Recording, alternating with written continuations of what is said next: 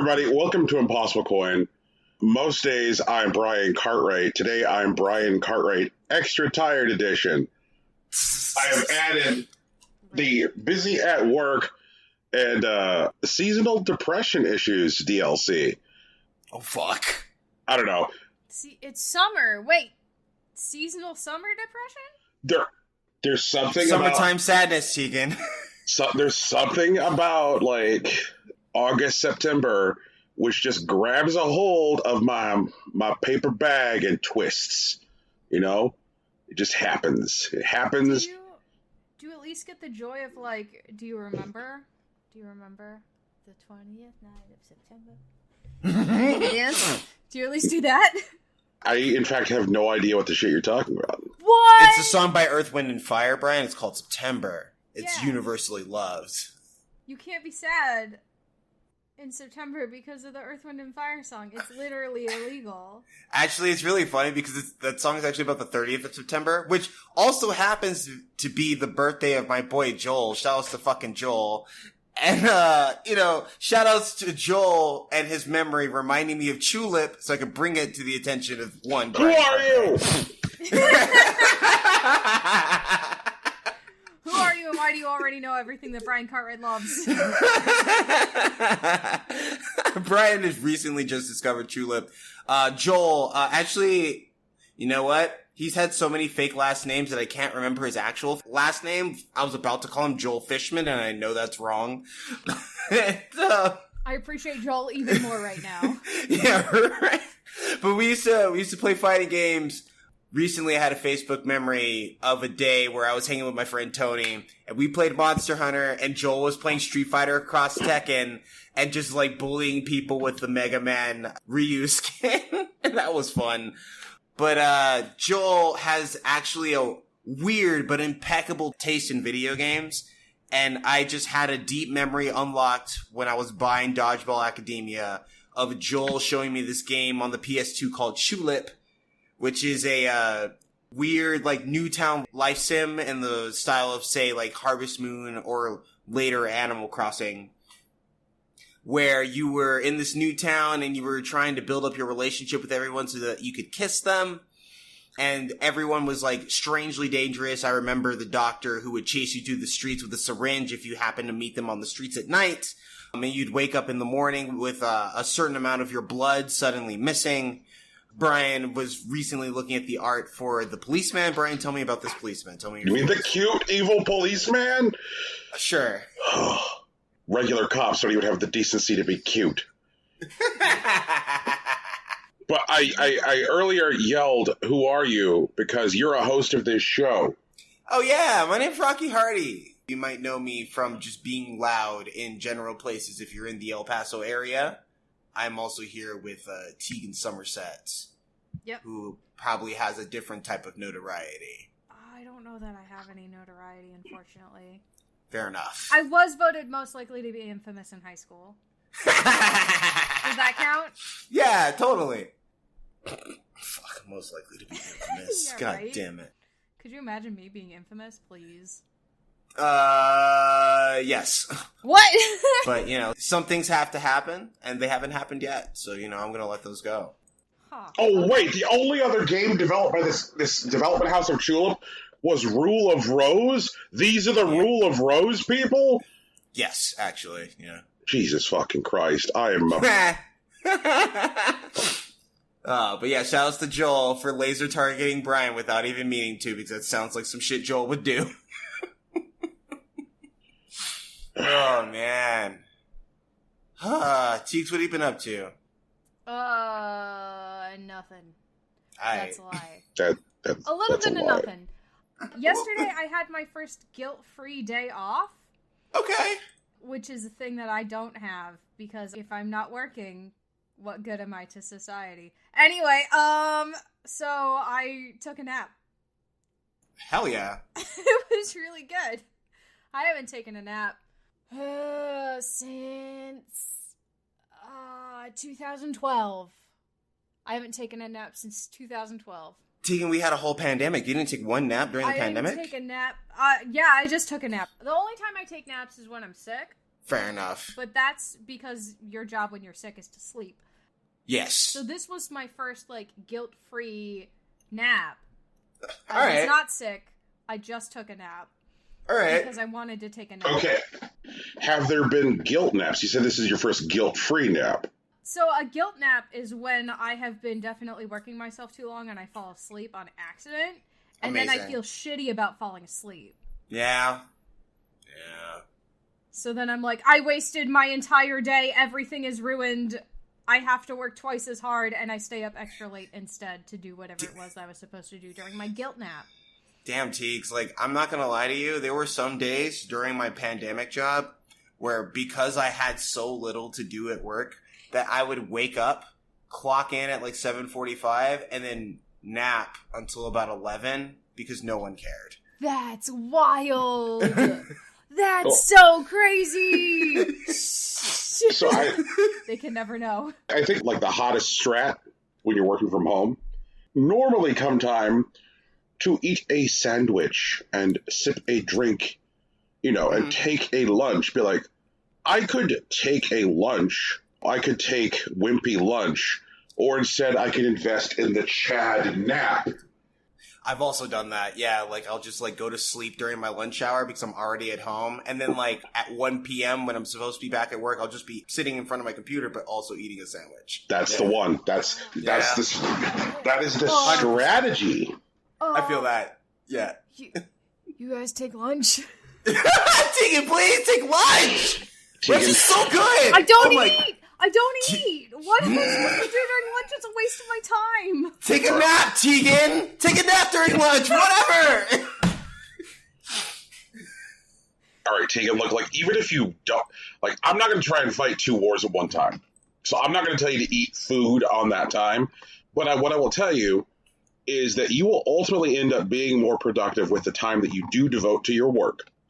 True if enough. you give your brain an opportunity to reset. I mean, True. is that not what playing mobile games is for? No, Tegan, it's fucking not. It's fucking Jesus Christ, okay. Apparently I'm doing this whole, like, working thing incorrectly, my bad. Maybe so! Oh my I god. thought I was supposed to play video games. Whoop. Playing video games is definitely a useful, like diversion activity, but it's not substitutable for a nap. It's just not. Like, sometimes you actually just need to go to sleep, and that's fine. And So I did. there are I took a different- nap. My first nap since 2012. This is 2012, Tegan! We've been friends for so long! Oh my god. Okay, but anyways, how was your nap, Teeks? It was a good nap. It was a very good nap. I'm happy and for you. Alex left me alone during my nap, which is not what I do when he naps. I wake him up. Alright, fuck. He does what you guys do. He takes naps on his lunch or on his break time. Yeah, sure. But I'm always afraid that he's not going to have set an alarm and he'll oversleep and he'll miss, like, the time that he's supposed to go back to work. So literally every time I see him napping, I'm like, I wake him up and I'm like, do you have an alarm set? Jesus fucking... You could just check to see if there's an alarm. I mean, I could, but usually I don't because the phone is in the pocket. And that will definitely wake him up. I am not a rogue. I cannot pickpocket to save my soul. So, Tegan, Yeah. invest in trust, invest in respect, because he is a grown-ass man who, Has a job. Yeah, I know. has a job, pay a bill, wipe a butt. He do all this stuff, He do all that stuff. okay? So trust that like a fucking adult, he knows how to operate his phone. But All he's right. an adult with but Ooh. he is an adult with ADD, and there have been several times where I've been like, "Do you Don't have an alarm set?" don't And he limit goes, him, Tegan. Don't limit him. Don't limit him. I'm not. I'm just making sure he doesn't get fired. It's a reasonable concern, All right. Brian. Is he sitting there on the fucking edge? Is he on the fucking edge? No. Then I'm a fucking good just worker. Then fucking no. Stop. Stop. Stop. Time to help. No, Hey, you're guys. not. No, you're not, Tegan. You're trying to control. It's different. Y'all, I hate to interrupt, but we are actually not a podcast about naps. We are No, a we're podcast not. about video games. If you want our nap content, sign up for our fucking Patreon. exclusive nap content where I the hottest complain nap about how content. naps are useless. Also, please tune into our 4-hour digression on seasonal depression. You know, it's incredible. It's incredible. Also, naps are OP. Like, you know, they need to be nerfed, but whatever. Did you know? So I recently had a conversation, and it turns out that if you have seasonal depression in the summer and fall, it's probably because you have allergies in combination with asthma. Terrifying. And so, because your blood oxygenation dips, you get seasonal depression during the summer months.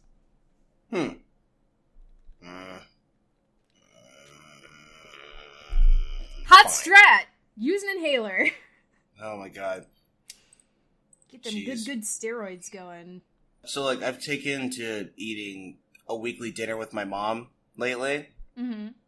It's the thing that she's wanted to do for a while, but we haven't been able to, so we started doing it again. And, she was telling me that she was at work. My mom's a teacher. And, she forgot her inhaler at home. Oof. And Wait. she was in the middle... Tegan, is your mother a teacher, or was your mother a teacher? No, Psychologist, I think. My mother used to work in the ER at a children's hospital. Okay. Rocky, continue. Sure. So, Her Majesty, like, forgot her inhaler at home. And it's not a terrible thing. My mom lives her life on the edge, but pretends she doesn't. It's kind of great. And so she's, like, at work, and she's like, you know, I'll probably be fine today.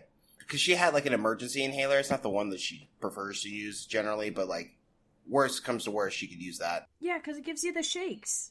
Right. Yes. Thank you. Fuck. But she had it in her car, and she got to, like, the last, like, class period of the day, and she started to have an asthma attack. And my mom, you know, because she is just weirdly stone cold about stuff about this, she's like, she calls in to, like, the admin person that handles the subs, and she's like, hey, I'm starting to have an asthma attack, so can you get someone to watch my room while I go downstairs to my car and grab my emergency inhaler? And, like, the lady on the phone, she completely panics. Like, she's just like, what? You're having an asthma attack? Oh my god, give me a second. And she's, like, talking over, like, the intercom and shit. Not the intercom, but, like, the walkies or whatever. Right. And she's like, it's D5001. There's a person there having a heart attack. Or having a heart attack? She's saying some shit. I don't even actually remember. And so, like, they send a security guard to, like, watch over her room or whatever, and they bring, like, the nurse, and the nurse shows up with, like, a wheelchair to, like, wheel my mom out of the room. My mom can definitely walk at this particular moment. Oh my god. Yeah, but they're just like, okay, here, we're gonna wheel you down to your car. And she's like, I can walk. They're like, no, it's just a precaution, ma'am. It's like, okay. And then, like, the security guard's, like, standing in front of us, like, you're gonna watch over my kids? And she's just like, yeah, we'll make sure they're taken care of. And so, like, they wheel her down to her car or whatever, and then she gets the emergency inhaler, she takes a couple puffs, and she's fine. Right. And then, like, the nurse wants to, like, wheel her back to like, the nurse's office, you know, for observation. They're gonna have her sit there for, like, 15 minutes, and she's just like, okay, fine, whatever. And so she's like, this is a waste of your time and my time, but fine. Yeah, right? And, like, so, like, she sits there for the fucking 15 minutes, and then they let her leave. They let her walk, thankfully, I guess. And so she walks back to her room. The security guard's no longer there, but they have, like, a sub sitting in the room. It's the last class period of the day. It's not that urgent or whatever. But, eventually she gets back to her room, and she's fine, you know. But she could tell that, like, everyone's just like, oh, man, there was something going on. Like, they were saying it was Miss Hardy's room, right? And, like, so now she's, like, you know, like, a lot more visible suddenly and all this stuff. And my mom's kind of old. I think my mom's in her early 50s now. But it was just, like, it was a whole ordeal that didn't have to be one. All they had to do was send a person to stand in this room for 10 minutes, but whatever. Like, Wow. Yeah. Yeah, they really made something out of literally nothing. Yeah. And, like, honestly, you know what? Whatever. It's fine. But, you know, I'm hanging out with my mom. I get to see the dogs on a weekly basis. That's cool. I'm hanging out with the puppies. Playing a little bit of Phoenix Wright with my mom. And she likes it because it is kind of procedural, but she's also really tired and it's not super engaging. So we played a bit of clubhouse games afterwards. My mom had a lot of fun playing pool and, like, blackjack. I started making some really risky bets in blackjack, just going, like, 100 under on the last, like, hand or whatever because we're playing 5 hands at a time. And then I come out on top and I have to tell my mom, I would never make this bet in real life. I just know this is a video game. And she was really worried, but she was really relieved when I said that. Oh, man. Yeah. Hanging out with her Majesty is kind of a good deal. I'm definitely benefiting from the thing. Amazing. I love Her Majesty. She's great, She honestly. doesn't know me, but I love her. I'm going to tell her to listen to this one episode so she can hear that, because she really will appreciate it. I aspire to be like Her Majesty when I am a proper adult. I mean, you can talk to her about it. Oh, man. Good times, though. But, some not so good times. I've been still rating Final Fantasy XIV. We're doing the ultimate fight, which is, once again, a fight that no one does because it's so, like, mechanically dense. Last time I checked, I think across the entire population of the game, it has, like, nearly a 2% clear rate. And we're doing it because we're bored. Because, you know, we're getting closer to the end. So we're just waiting for Endwalker, which happens in November. Once again, don't ask me to do shit around Thanksgiving. But, The only thing we're gonna ask you to do around Thanksgiving is start watching Christmas movies. fair enough. Oh, man, I have a second screen for that. Let's go. We're doing this fight, Ultimate Weapon Ultimate. And Ultimate Weapon is a fight that happens during the story. It happens before, I think it happens at level 50. Ultimate Weapon Ultimate is a fight that you do when you go and talk to this bard who's, like, aware of the happenings and the goings on, but he wants to hear it from the source. So you tell him about the fight of Ultimate Weapon, and then he, like, embellishes it, and then that's a playable fight. So that's what you do.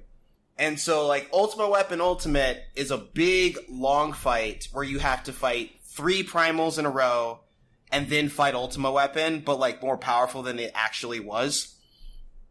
And we're hard stuck. We've been on this particular mechanic for 3 weeks now, where we're fighting Titan. Titan has a mechanic called Jails, where he'll trap you in, like, a bundle of rocks, or whatever. And generally the solution to this particular thing is that you break the person out of the rocks and it's fine. However, Ultimate Weapon Ultimate has a couple of things that you have to juggle. First off, there are certain mechanics that if you satisfy, the boss will end up in a woken state, which will make their attacks deal more damage and do weirder shit.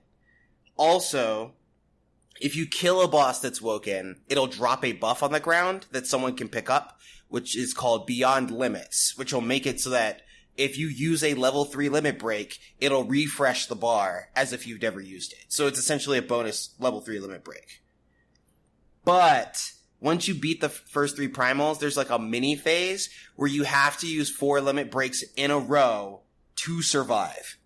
So, like, that part of the fight is basically a check to make sure that you did the first 3 phases correctly. So when we're fighting Titan, there is a mechanic that you have to do, which is Jails, in a particular way so that he ends up woken, so that when you kill him, you get the Beyond Limits buff so you can get past the next section. So we have to do this a very particular way. And in this case, what happens is that Titan, at a certain stage in the fight, will lift his big-ass foot into the air, and he'll stomp down and it'll knock you back. And behind you, where he'll be knocking you back, is that there are several, like, jails that are going to detonate, and 1 safe spot. And so once everybody's knocked back into the safe spot, then there are 3 random people. It's not decided by roll or by damage, or by enmity table, or nothing. It's dead-ass 100% random, where 3 people will be marked for Jails, and they have to dodge a big knockback ability, but then line up in the safe, like, from the safe spot to the boss, because in the safe spot there will be a new bomb that will detonate and leave a puddle, and you're supposed to detonate the Jails so they extend a long chain of puddles so they land under the boss. Now, that sequence that I described, the knockback, the dodging, and the lining up, takes place in about the space of 7 seconds, or 2.5 GCDs. And because it's truly random, and more importantly, if someone dies and they were initially targeted for the Jails, instead of just skipping the jail, The game says, oh, you're missing a person? Okay, we'll put it on someone else, but you don't know who that person is. And it was random to begin with.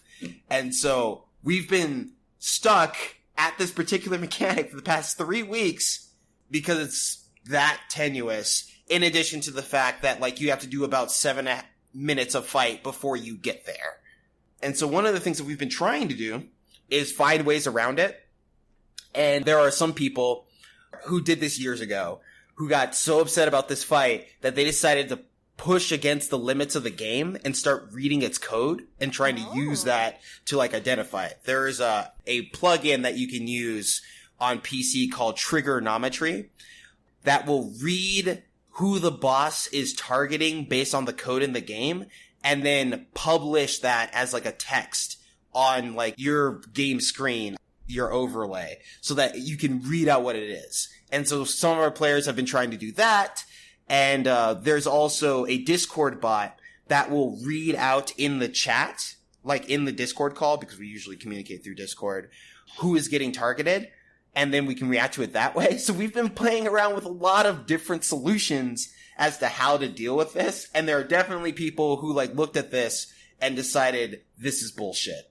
But, you know, we're spending more time with the mechanic. We're becoming more consistent and getting there more often. Our biggest problem is that, like, when we were being targeted for the Titan jails, someone would be dead.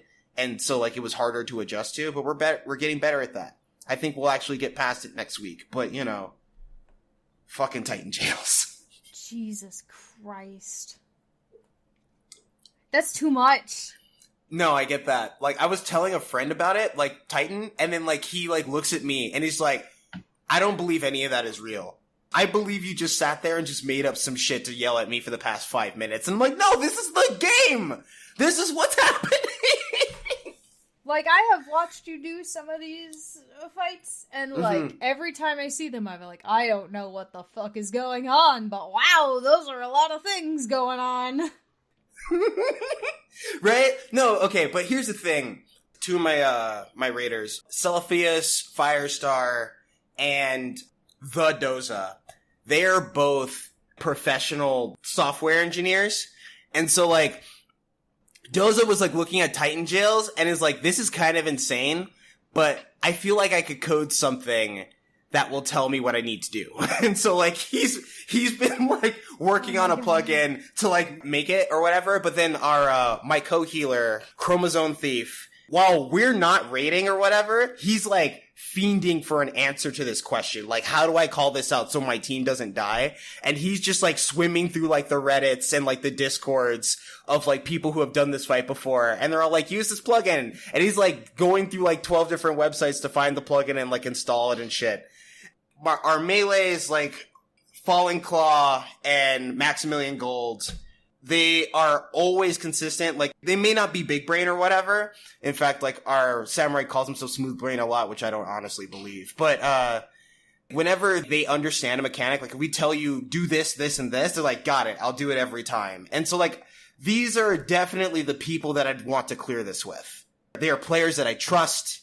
They are always looking for new answers or optimization or better ways to look at things. And so, like, if I was doing this with randos, this would absolutely be insane. I would have absolutely lost my mind by now. But because I'm playing with these dudes... You feel like it's possible.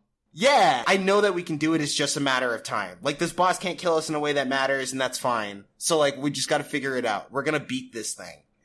And that is a very good feeling to have, I think. I really like playing with these guys. Even when we're losing, it's still fun. And, like, even as we lose, I can always feel us getting closer to, like, what we need to be. And that's a good thing to do, I think. That's part of, like, why I still play this game. I mean, I think that's probably the most important part. You know? Yeah. As soon as a game doesn't become, like, okay when you're losing, like, that's it. Game sucks. Yeah, like, you know? We gotta get out of here. Oh, man. God damn it. But, like, whenever this boss does die, whenever we kill Ultima Weapon Ultimate, it's definitely gonna be convincing. It's gonna be because we figured it out. Like, there's no real way to cheese it. You put in the time and you put in the effort and you're gonna, like, absolutely scream and, like, your neighbors are gonna call your landlord against a noise violation. Yeah, it's gonna be shit like That's that, what's gonna honestly. happen. It only happens every couple of months. They get it. Like, or I hope they do. I have no idea. But, you know who doesn't get it? People who are not buying Neo The World Ends With You. I believe that also. The game is not doing well, like, sales-wise or whatever, which is fucking crazy because this game is fucking sick. The voice acting is surprisingly good in it. I noticed early on, there was like, oh, there's some voice acting in this. That's kind of cool. And, like, I'm, like, 12 hours in, and I'm like, yo, this voice acting fucking slaps. I feel this shit. I'm with these people. And, you know, I'm, like, fighting is still fun. And, like, I really like the way that the game handles stats. Because it is an RPG, right? But when you level, the only thing that really goes up is, like, your total health pool. Mm-hmm. And, like, you can always level down to increase your drop rate. Because your real stats, like your attack, defense, and style and whatnot, are actually based in, like, food. And so, like, if you periodically go to restaurants in between battles to, like, fuel up or whatever, you'll always, like, get permanent stat boosts. And that's just how that, like, stacks up over time. And, like, your abilities, like, your actual pins are, like, where your power is. And so there isn't really a detriment to, like, leveling down at any given moment. I've always been, like, perma-leveled 1, essentially. Like, I was like, oh, I got a new level. Time to level back down to increase my drop rate. And, like, the drop rate, which, like, gives you more pins after fights, like, is really rewarding. I'm at a point in the game where pretty much every, like, fight, every monster I destroy, every noise I kill, gives me, like, 100% drop rate to get 1 pin. But my, like, leveled down drop rate gives me times 25 my drop rate, in addition to every fight that I stack in a row. So you can stack, like, 5 fights at once, and if I get 5 fights at once, my drop rate goes up by 125. So, like, I just get a shit ton of pins that I can always sell for money, which gives me more clothes, and, like, more pins and more shit to mess around with, and that's really cool. I really like that loop in terms of, like, progression, I guess. Mm-hmm. And, like, the gameplay is very much, like, with my 3 busted characters, you know, my Mind Melder, my Time Traveler, and my, like, Mind Diver, I can go into, like, a day or whatever and basically walk into a very bad trap, and then I just time travel back and then just undo all the things in the trap. Like, I end up, like, in an ambush at one point, surrounded by a bunch of goons, and then I go back in time and I realize the bunch of goons want to go do a bunch of random nerd shit. Like, one of them wants to go to a concert, one of them wants to go see this particular lecture, one of them wants to go to this, like, weird guerrilla art event. And so, like, I gain the information to, like, distract each of them over the course of the day. And then, so by the time I get to the trap, there's no goons to surround me, there's no, like, monsters to trap me or whatever, because I've already dealt with it in the past. I, like, clean up the past to secure my future. And, like, that's cool. I think that loop, it's a little contrived, I think, but it is fun to swim around in. So, like, I'm having a good time with the game, and I sincerely implore anyone that is mildly interested in it to pick it up, because they could use the money and it's worth your time. And I just want to offer a brief apology to the people who've been watching me stream Tales of Symphonia, because I did accidentally activate hard mode because I didn't talk to the right NPC. Yep. So I ended up going off on a very different journey for about 10 hours to try to get Eternal Apprentice, when all I had to do was talk to the one guy in front of this house so I could get on the boat and go across the sea and get Eternal Apprentice. And now I'm just, like, 10 levels higher than I'm supposed to be in, like, dungeons and stuff that I should have already done. So, I'm sorry. I appreciate that apology. As definitely one of the people who's been watching you struggle. Yeah. Turns out I just didn't have to. I just had to talk to the right guy. Well, I'm glad you're doing actual damage now. Yeah! Proper damage. Like a real hero. Oh, I'm going to be dealing so much damage. Oh my god. I can't wait. I'm so excited for this week to watch you do more than, like, 15 damage to a boss. Like, each of my hits dealing 1 HP damage. Right, and, like, everyone around you is doing, like, 200, and you're just like, 1! I hit you 15 times for 1 damage each. God damn it. God, that's really goofy. But yeah, that's all that's been going on with me. Oof. Oh man, I kind of ran long today. My bad. No, you're good. Also, I think I initially asked you what was going on with you. You did! And yeah, then you were Rocky, just like, and then you talked about that actually- fucking Final Fantasy. It's like, Jesus Christ. It's okay. You know what, though? It's fine. It's all fine. Mm-hmm. Final Fantasy is important. I get that. Okay. It's also a lot. I'm going to use a new internal rule.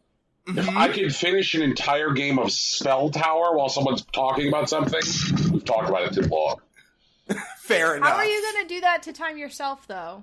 Well, the system's not perfect, Tegan. We'll pick a game for Brian. It's fine.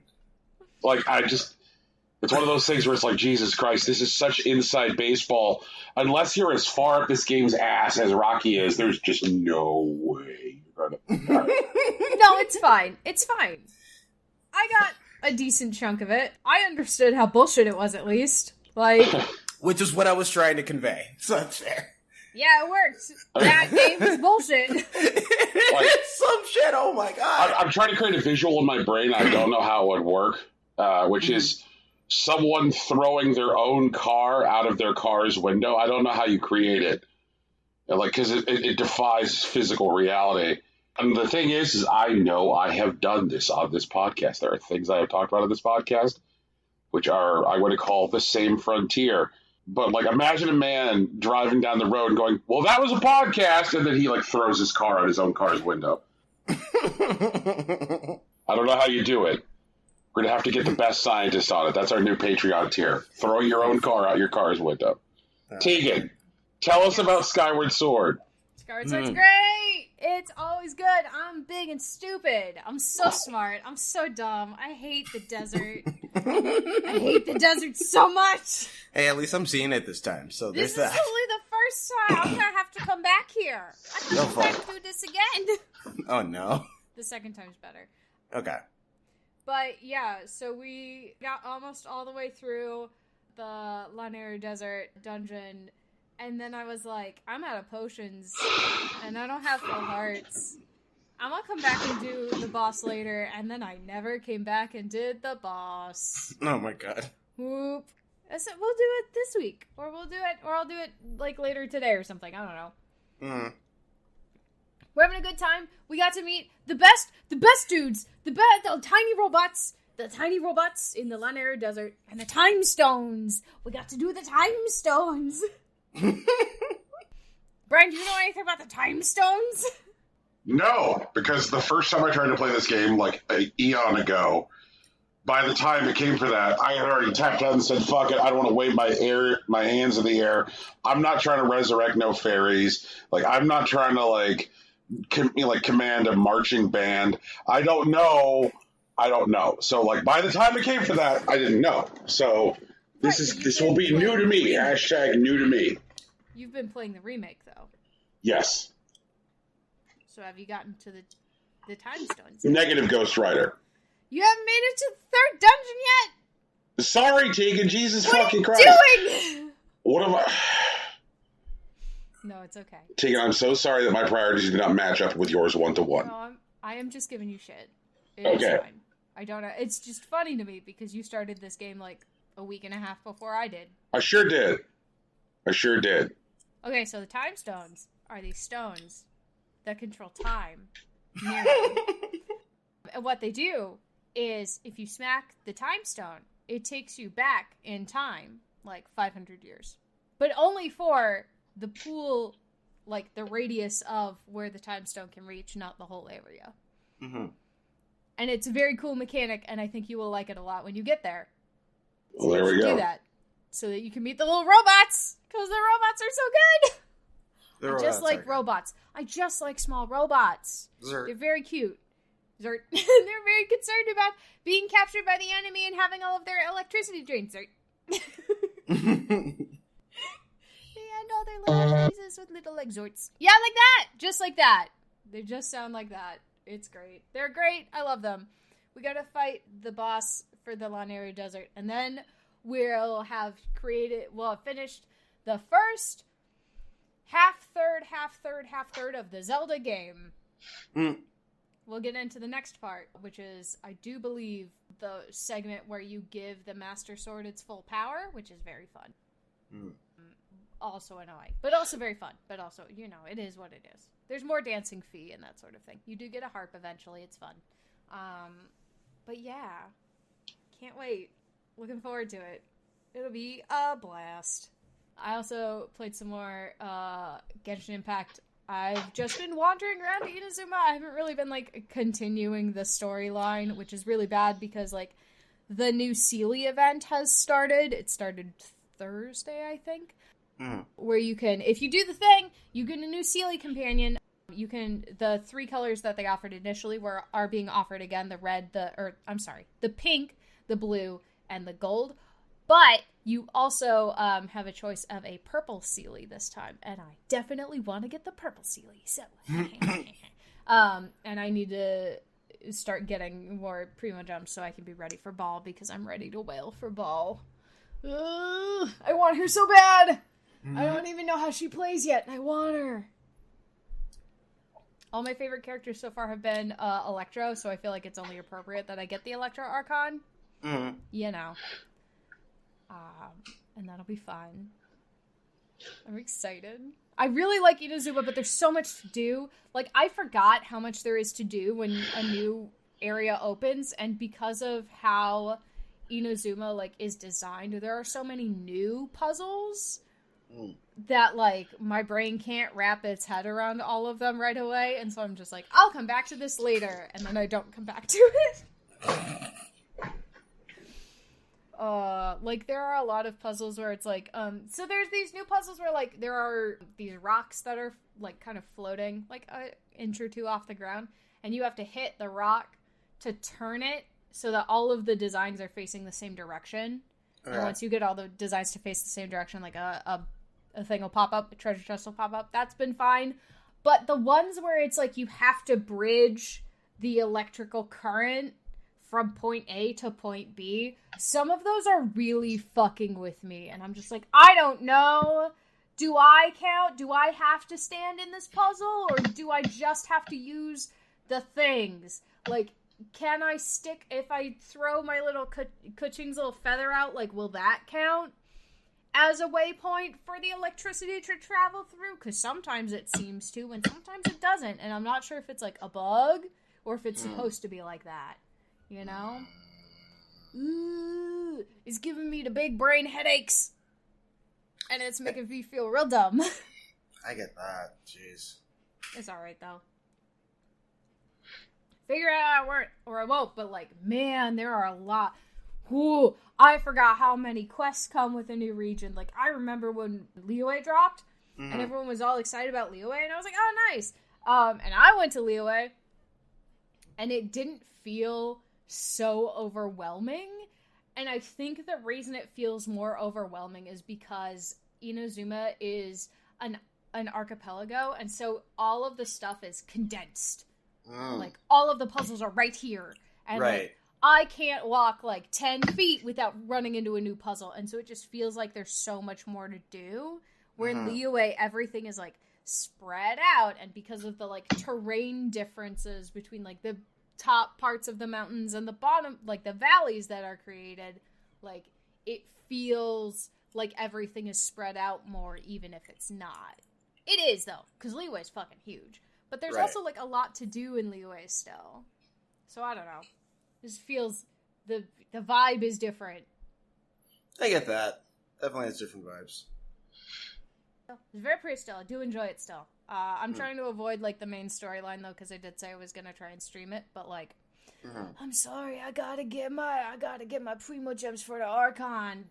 I can't help it. Also, I don't know if I'm gonna try and pull for Sayu, because Sayu is only a 4-star character who's gonna be on Yoimiya's banner. Right. So I'm more likely to get her. And she's voiced by Lily Pichu, which is great. But, do I want to risk accidentally pulling Yoimiya after I got blocked by D-Luke? After I lost the 50-50, do I want to risk my 5-star pull? Right. And end up with Yoimiya, she's another bow user, she's another pyro user, but she is a 5-star, so, her stats are supposed to be better than Amber's, But, Right. like, do I wait for... I feel like I should wait for Ball. But also, like, right after Ball is gonna be Kokomi, and I'm gonna fucking lose my mind. She's so pretty. When she casts, she swims through the air like a mermaid. She's got the moon raiment for, like... Oh my god, she's so pretty. She's so pretty. 5-star water catalyst user. Like, oh, man. Oh, I don't know what I'm gonna do. I'm not gonna spend money. That's what I'm not gonna do. Yeah, don't spend money. It's not a good idea. We're not gonna do that to ourselves. I did watch someone, they got, like, all of the primo jumps that they could from, like, the base stuff at, like, for the events, and they were blocked twice, like, from getting the Mist Cutter sword, which is, like, the sword that, Ball pulls out of her body during the cutscenes. Right.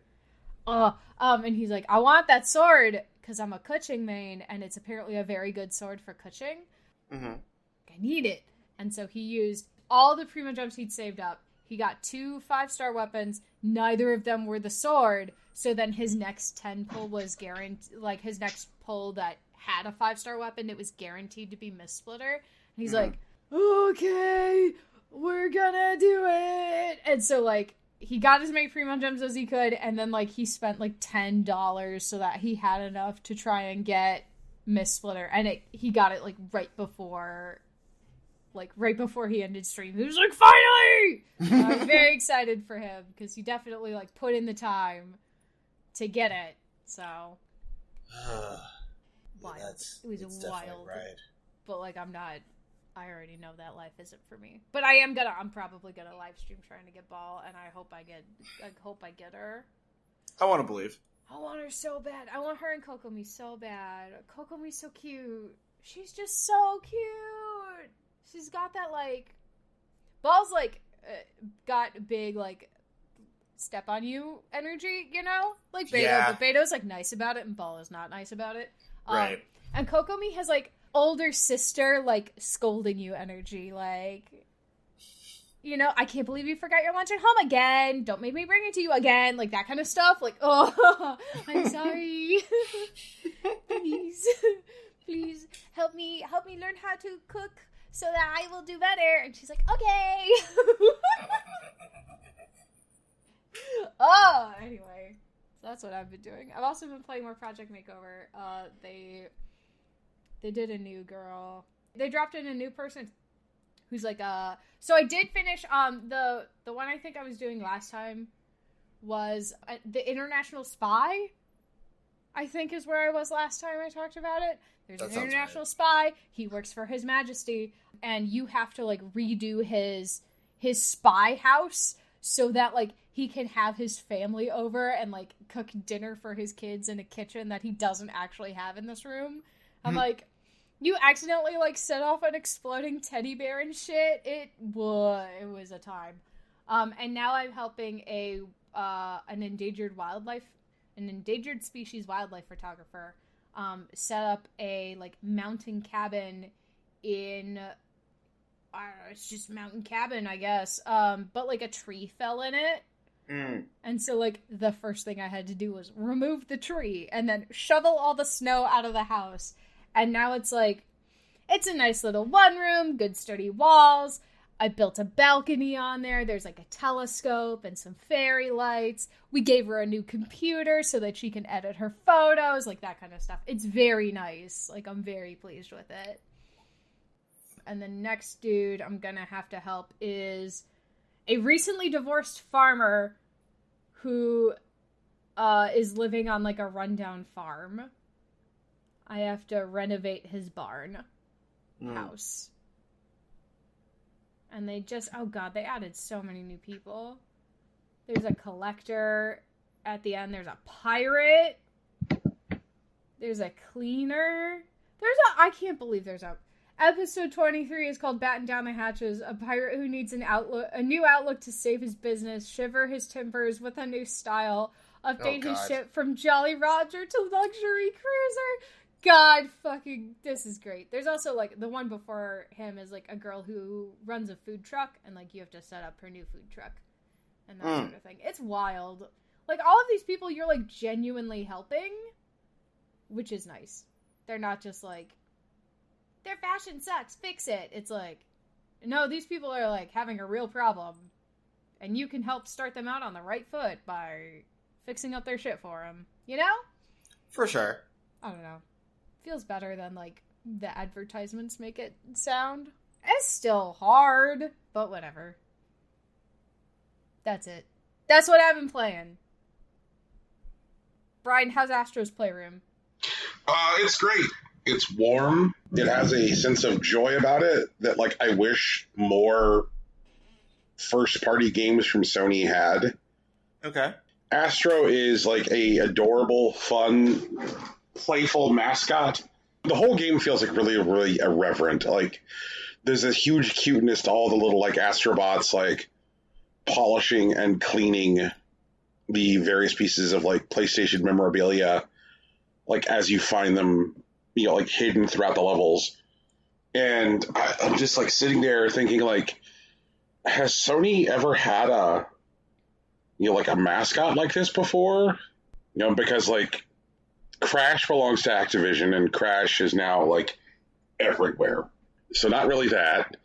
Mm-hmm. And Jack and Daxter, like, after GTA 3, they're like, we're going to need to give Jack a stupid soul patch, goatee, and guns, and let him steal cars. They did that to Jack and Daxter. They steal cars now and have guns.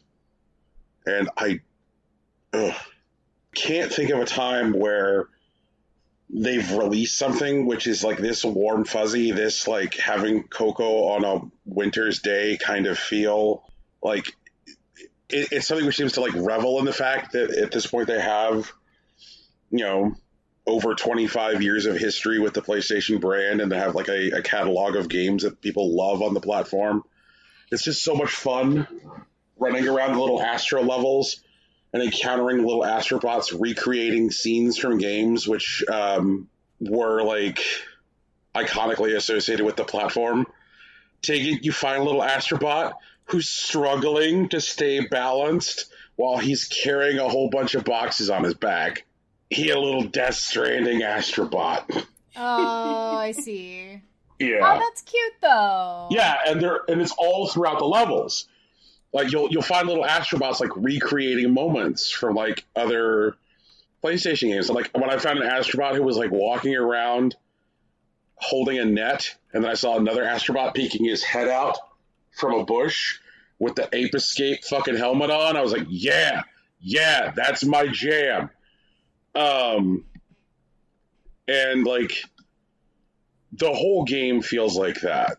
And I'm just sitting there and I'm like, is this what it takes? Because the dev team that did these, that did this game, Team Asobi was like, their dedicated job at Sony was creating tech demos for third parties to explain to third parties the limitations of the hardware. So that way, like when a third party would get their PlayStation dev kit or their PlayStation VR dev kit, they would understand like what the hardware could do. But now, twice, Team Asobi has created a thing, and Sony's been like, why don't you go ahead and turn it into a whole game? Like they did it with PSVR when they created like the first game about the little Astrobot. They're like, here you go, it's a platformer. It's a third-person platformer, but it's in VR, and you're helping the little Astrobot like get through the game. And then PlayStation 5, they're like, hey, how about a game which like celebrates the previous 4 generations of home PlayStation consoles and shows off everything that PlayStation 5 can do. And you're kind of like running around through the history of PlayStation. So like the final boss fight of this game, right? Mm-hmm. So after you clear all 4 worlds, you know, one for each previous generation of PlayStation, right, you get back to the main hub, and there's an on-screen noise that says, there's a noise coming from the basement of CPU lab, because each of the worlds you go to is named after a different part of the PlayStation, like cooling, like there's like cooling springs, GPU raceway, that kind of thing. I'm sorry, it's SSD Speedway, and this CPU lab is the hub world. And there's a noise coming from the basement of CPU lab. So you go down into the basement, and there's a portal, and you go through the portal, and in the portal, there's like a giant, massive original PlayStation, and you jump on the power button of this giant PlayStation, then you open the disc tray, and there's another portal in there, and you're in an area with an all-black screen, and I'm like, oh, wait a minute. Is this what I think it's going to be? Are they fucking doing it? Are they fucking doing it? And there's a staircase, and the staircase is like all like these like gray polygons. I'm like, they're fucking doing it. And I like go up the staircase, which brings me to just like the like this gray field, and it brings up on screen the words T-Rex Tech Demo 1994. When the PlayStation was shown off at the Consumer Electronics Show in 1994, the thing that Sony brought was this like demo of a T-Rex, because like Jurassic Park was like fresh in everybody's mind. So people were thinking dinosaurs. And so they're like, what can we show people that will show people how impressive the PlayStation is, like right off the bat? We want to show a 3D object, because the thing that like Sega is like running around talking about with the Saturn is 2D. So like we need to show off an impressive 3D object. And so they made this demo of a T-Rex. And so Astro's Playroom turns the final boss fight into a confrontation with the T-Rex from the original tech demo for PlayStation. Oh, that's really neat. Yeah. And so then when you defeat the T-Rex from 1994, the T-Rex then reappears, but now he demonstrates all of 2021's like bells and whistles. He's like, hi, now I'm modern T-Rex. And like if you're trying to create a game whose whole purpose is to like showcase the history of like your series of consoles and like bring people into like, I'm like, this is so fucking cute. This is so clever. And I'm just like, let Team Asobi do whatever they want. Just give them a pile of money and like, keep the weird suits with graphs away from them and let them make things. I fucking love this. I absolutely fucking love this. Like, I can't, like, when was the last time that like a console had like not only a pack-in that you couldn't buy separately, but a really good pack-in? Was it Super Mario World?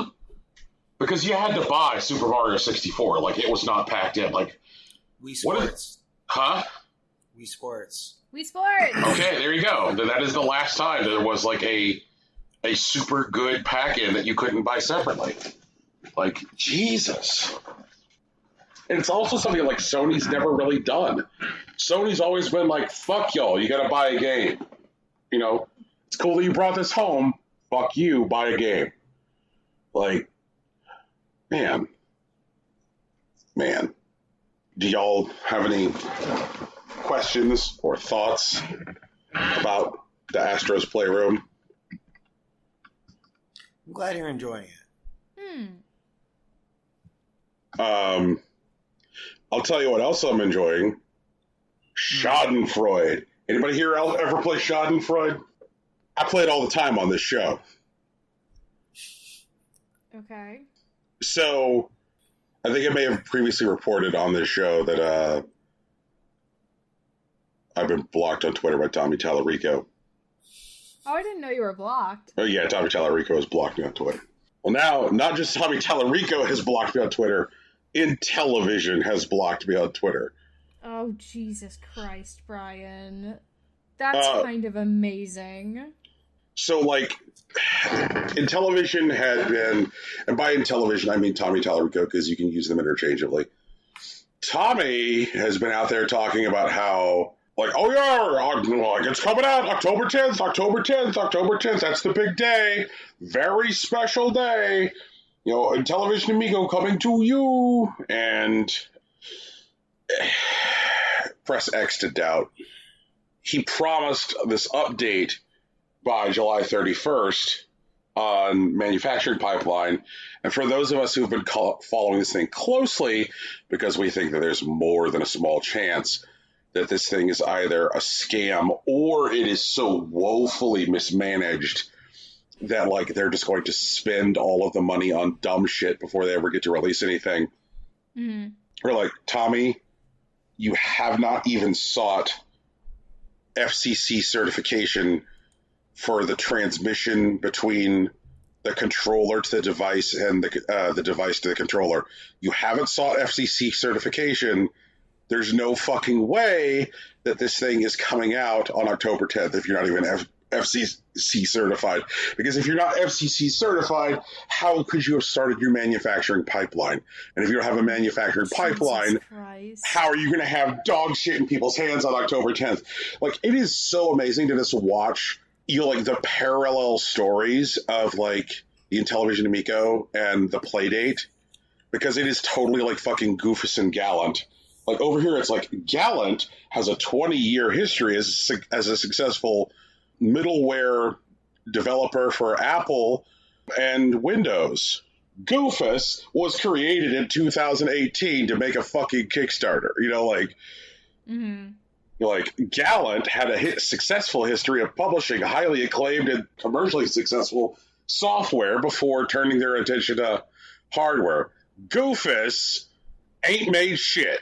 You know, like, you know, Gallant engaged a successful industrial engineering firm with a history of successfully engineered products in order to design their case for their product. Goofus can't get the controllers to sync. Anyway, so I knew that the other shoe was going to drop with them at any moment. Like, I was just curious as to how they were going to go about it. Like, at some point, Tommy had to tell his fucking cult that, like, sorry, cult, you're not going to get your dumb boxes on October 10th. And, you know, like, he had promised, like, you know, news on July 31st. I'm sorry, news no later than July 31st was specifically what he said. And then time crept by, and the way the cult interpreted that was like, oh, well, there's no news from Tommy, so it must definitely be coming out. All right, television's conquering the world. Get out the way, Sony. Suck these tits, Nintendo. Microsoft, you're done. Amico. And then on Friday, Tommy retweets this rambling thread by Seth Abramson and is like, wow, respected journalist Seth Abramson loves Amico. This is so exciting. Do either of you guys know who Seth Abramson is? No. Okay. So I didn't either. And I was like, who the fuck is this guy? Like, because when Tommy linked to the tweet by this guy talking about Amico, I was surprised to see that there are people following him that, like, I wouldn't necessarily think are, like, complete idiots. I'm like, why are people following this man? Who is this fucking asshole? He's got, like, close to 1 million followers. Mm-hmm. So, turns out Seth Abramson has a little bit of a track record. Back in 2016, okay, first of all, you know what, I guess it's too late for first of all. Now of all, when this happened on Friday, I dove headlong into, like, researching Seth Abramson and his history, and I ended up writing a piece about this, put it up on Medium, kind of, like, digging into, like, my research about Seth Abramson, my research about, like, certain red flags in his behavior, which are similar to red flags in Tommy Tallarico's behavior, specifically Seth Abramson's history associated with video games.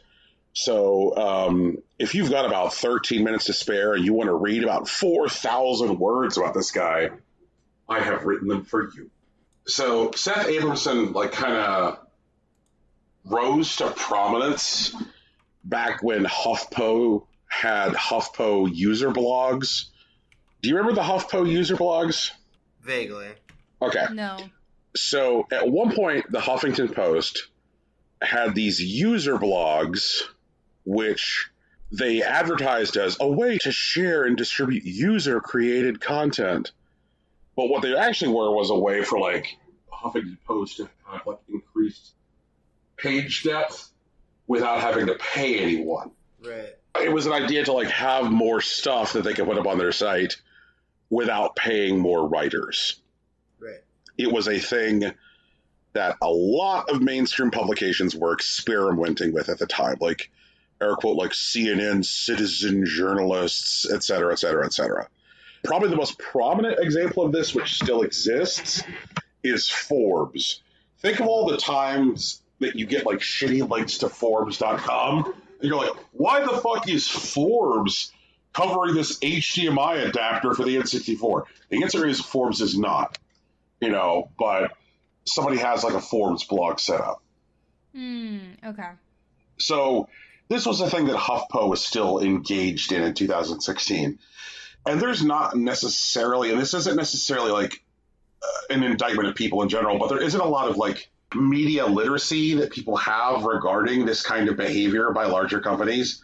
Like, most people reasonably expect that if they get handed a link from CNN, that what it means is that CNN has decided something is important and that CNN has devoted resources to covering it. Like, why in the world would you think otherwise if you get a link to CNN.com, HuffingtonPost.com, etc.? Mm-hmm. And so this guy identified a market in 2016, which was angry, loud, aggressive Bernie bros who were unwilling to accept that things were not going their way. And so he wrote a bunch of, like, air quote, news articles about how Bernie was going to win the nomination once it became clear that Bernie was not going to win the nomination. And these became, like, widely reshared amongst the Bernie bro demographic. Like, Bernie bros were like, fuck you, Bernie's winning. And, like, Seth Abramson is one of the people most widely cited as keeping the Democratic base fractured in spring and early summer of 2016. He wrote an article on May 13th. May 13th. Think about where the election was in fucking May of 2016. He wrote an article on May 13th saying, like, why Bernie is going to win the nomination. That is kind of nuts. Right. And so then there started to be some, like, media attention around this behavior. And people were like, what the fuck is this guy doing? And then about a week and a half after he wrote the thing, that, like, that last piece about how Bernie's going to win, he wrote another thing called On Bernie Sanders and Experimental Journalism, in which he wrote, quote, "Metamodernists do not deconstruct. They encounter deconstructed landscapes, and to top them aim to reconstruct the many overlapping possibilities those landscapes now obscure. Metamodernism is not cynical or ironic, and it certainly has no interest in deceit. It earnestly seeks to expand our sense of the possible, and noting that multiple master narratives or meta-narratives can coexist in the same space." And it was this extensive essay saying that, like, essentially that his series of existing things that were presented as news articles were Bernie Sanders is going to win the nomination fan fiction. Yeah. And so he was, like, serving as, like, this divisive element within, like, liberal and progressive circles. And then when people called him on it, you are saying things which are patently untrue. He's like, it doesn't matter because I'm a meta-modernist fiction writer. Okay. Tegan, you have feelings. I want to hear your feelings. I don't really have feelings. It's just like, okay, I guess. I guess you can think that thing. You can think that thing, which is wrong. Right. Yeah. Yeah. And so then, like, after that, he manages to snowball into, like, a gigantic Twitter following as, like, the way Twitter gets used really changes during the Trump administration.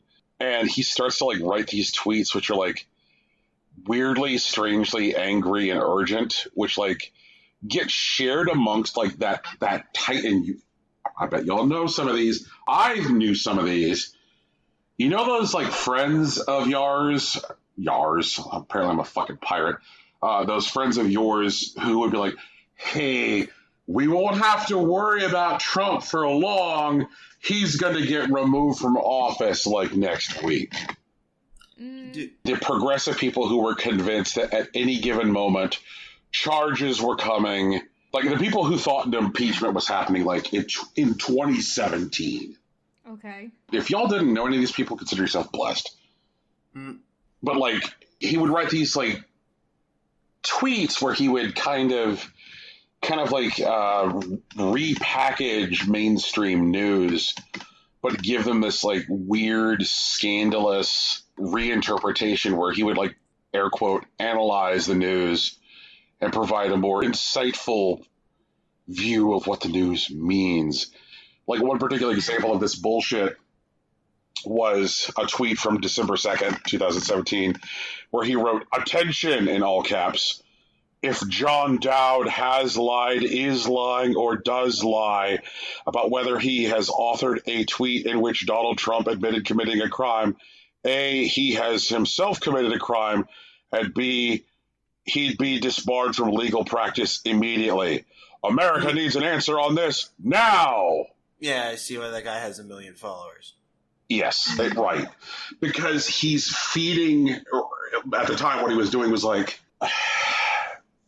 he was feeding people who were unwilling to, like, process how bad things were, kind of this, like, pornography of impeachment. This idea that, essentially like a left-wing QAnon, if that makes sense. Sure. Yeah. And he wrote these, like, weird, rambling, like, 500,000-word books, you know, like, all about how Trump was going to get taken down. And, like, the first two of them even, like, hit the New York Times bestsellers list. And so he has, over the last, like, 4 years, developed this business model where, tell me if this sounds familiar, he finds small, insular communities who reject reality and are looking for confirmation bias. Yeah. No, that makes sense. That's okay. You can tell me your friends. Mm-hmm. And so now he, also this guy is a particular favorite of right-wing bloggers because they love to share him as an example of a crazy leftist, which is probably how he came to the attention of Tommy Tallarico. So this is a case of, like, each one of them is likely a useful idiot to the other. And so, like, Seth Abramson, like, writes this thing about how the Intellivision Amico is, like, the best thing since sliced bread. And Tallarico shares it at 8 p.m. Eastern Time Friday. He's like, Seth Abramson is the best. And, you know, like, he says that Amico is the best. Therefore, Amico is the best. And, like, the thing that Abramson wrote is completely full of dog shit. If you want to, I guess, have me go into it at length, you can go read the fucking thing I wrote on Medium. But then, 4 hours after Tommy shares the thing by Seth Abramson, he then puts up a thing saying, hey, we're going to try to get our Founders Edition pre-orders to the people who pre-ordered the Founders Edition by the end of the year, but nobody else will be getting Amicos before the end of the year. So we're going to try to honor the Founders Edition pre-orders, but no other Amicos this year. And he then also proceeded to not announce a new release date and has since gone radio silent. Mm-hmm. So he did pop up on the Atari Age forums where people are like, we understand, Tommy, you take all the time you need. 3 delays on one console is fine. No new restate is fine. And he's like, thank you guys for understanding. I am the best. Thank you for recognizing I'm the best. And then, like, disappeared. So, yeah, that. What a fucking disaster this guy is. Like, this thing is such a mess. People are going to lose so much money. And, like, I wouldn't be as angry about this fucking thing as I am. Except that, like, because of the nature of the way this thing is funded, he is taking advantage of people. Because of the nature of, like, retail investing and casual investing, there's a whole bunch of people who are like, I have $1,000 to invest in something. You know, like, I could buy a bond. You know, I could buy a fucking T-bill. I could buy some stocks. You know, I could do whatever. I could get some fucking gold coins and put them in a safety deposit box. I could do any one of these things. Shit, I could buy a sealed copy of, like, Blast Core for the N64, put it in a safety deposit box. Like, I could do any one of these things. Instead, I threw $1,000 to Tommy on Republic. And there's so many people who have funded this thing through the world of retail investing. And I'm not even talking about, like, Kickstarter, because I think that there is a understanding at this point that, like, Kickstarter isn't necessarily a true pre-order one-to-one. Mm-hmm. But, like, the way that Tommy has presented this thing in the retail investing space is to totally misrepresent the risks associated with the development of a console, to obscure the fact that the people who are associated with the development of this device have no experience whatsoever bringing hardware to market. Nobody here has ever brought hardware to market before. And outright lying about who's working on the fucking project. There was another person this week who Tommy has been bragging about working for Intellivision, Chuck LaBella, who was, like, previously a vice president for development at NBC Universal, you know, in their reality division. It was like, we've got Chuck LaBella working on Intellivision. And, like, people like me were like, why? This guy's experiences in, like, bringing reality television to market. Like, what the fuck does Chuck LaBella have to bring to Intellivision? And then this week, it came out that, like, Chuck LaBella either hasn't been working at Intellivision since the beginning of the year or never worked at Intellivision, when, like, an article came out in Variety about Chuck LaBella's new job. And, like, this is the third time that has happened where it got publicized that somebody was, like, that Tommy has claimed worked for Intellivision, had a press release come out about them working somewhere else. And all of these examples are people cited as assets to the company in their SEC disclosures. They're legally mandated SEC disclosures that were given to investors before they would fucking invest. The guy is lying and hurting people. And it pisses me off a lot. Like, ugh. I get that. Fuck him. Feed him beans. I mean, don't even feed him beans, though. Like, I think he'd be into that. Yeah. Just don't. There are people who deserve to be, like, banished to the fucking Phantom Zone. And he is right up there. Like, I honestly feel like we are dangerously close to crashing a car in Malibu territory here. Listeners of the show will understand that if they have subscribed to our Patreon, where they got to listen to Brian's history of failed handhelds.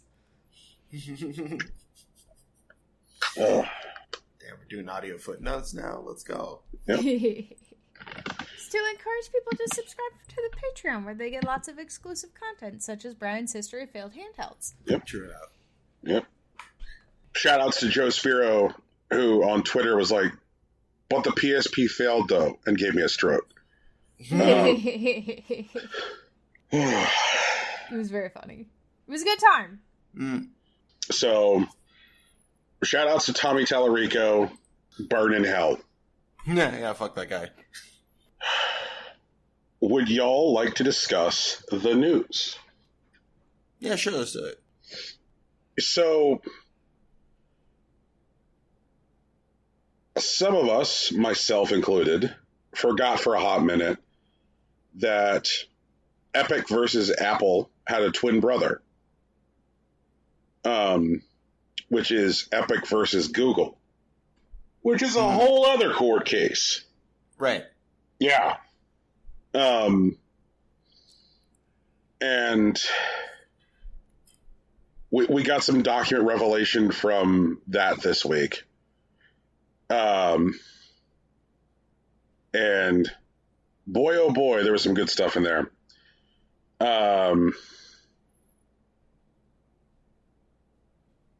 Including that Google contemplated and was running the numbers on, is it more effective for us to just buy Epic to stop them? Like they're a wrinkle in our drawers. Should we just buy fucking Epic? To which I was like, Jesus fucking Christ. Because that kind of made me spiral for a second, because we have at length talked about how bad Google is at video games. How they showed up to this gunfight with a 12-inch hoagie. And it's like, you can't fight a man with a submarine sandwich, Google. And they're like, we're going to try. That's what we're going to do. And I'm just like, imagine if fucking Google did buy Epic and then was just like, all right, guys, you got access to Google money now. Just go win video games for us. Like, that would have been legitimately terrifying. Holy shit. Like, that's a weird timeline. But that didn't happen. Nope. So, Epic claims that Google was threatened by Epic distributing instructions to Android users on how to, like, sidestep the Play Store. Play Store? Yeah, because Epic was like, hey, kids, have you heard about Captain Sideload? He's going to tell you how to do it. They didn't like that. And there are internal Google documents that refer to Epic teaching the kids how to sideload as a contagion. That, like, actual language on Google documents. Epic also says that Google offered it a, air quotes, special deal to launch Fortnite on the Play Store. In another unsealed section of the complaint, a Google Play manager reached out to Epic about its plan to sideload Fortnite, and they admitted to Epic in their outreach to them that sideloading is, quote, a frankly abysmal experience. Like, out here telling Epic, like, yeah, like, the sureness of, like, doing this on this supposedly open platform is a pain in the ass. Google also lifted some of the redactions from the complaints, mostly relating to internal descriptions of how Android works. In a 2007... Oh, okay, I have to say the thing. In this world, there are two types of people. The people who speak for Amazon. I am asking you once again to just pre-record this section so we can include it. The people who speak for Amazon and the people who do not speak for Amazon. I do not speak for Amazon. So in a 2017 presentation about Amazon's App Store, Google noted, quote, if we were honest, we would admit that most users and developers aren't consciously choosing, they're going with the default. And in a 2019 document, Google says that Apple and Android are new closed internet ecosystems with centralized content distribution via app stores and payments via app store services. So Google has admitted in internal documents that, like, Android is a closed ecosystem. But, like, they legitimately, as a selling point to their customers, like, Android is open, unlike Apple. But they've created so many like system level barriers to like using any of those features that it's a gigantic hassle. Like side loading does suck. Android is a mess, and the only way that like you can effectively keep an Android phone like clean and easy to use is if you stay within their like very Apple-esque guardrails. So what do you think of some of this stuff from like these internal Google documents about the way they perceive their own ecosystem, the way they perceive side loading, and the idea of buying Epic just to make Epic go away? I, too, wish to have the money to buy my way out of my problems, despite how gross it actually is. Mm-hmm. I know Android is a closed ecosystem because that's what makes money, and that's not... I'm not really confused by that, I think. Like, I agree that, like, initially, when, like, the Apple versus Android argument was new, Android was significantly more open. But over the years, like, to try to keep people in their ecosystem, they end up closing it. And I understand that. I'm not even sure if I'd say that it, like, leads to a better experience. Because sideloading does suck, and it sucks more than it did, say, like in 2013 or whatever. Right. But for the most part, I don't find myself sideloading because I don't know. I haven't seen a lot of stuff that I've needed to sideload in like the past years. So I'm not going to pretend that like Android isn't a closed ecosystem, but I do think it mostly works. But if and when I come across some sort of application or process that I want to run on my Android phone that I can't, and then I try to sideload it, maybe I'll have a different opinion.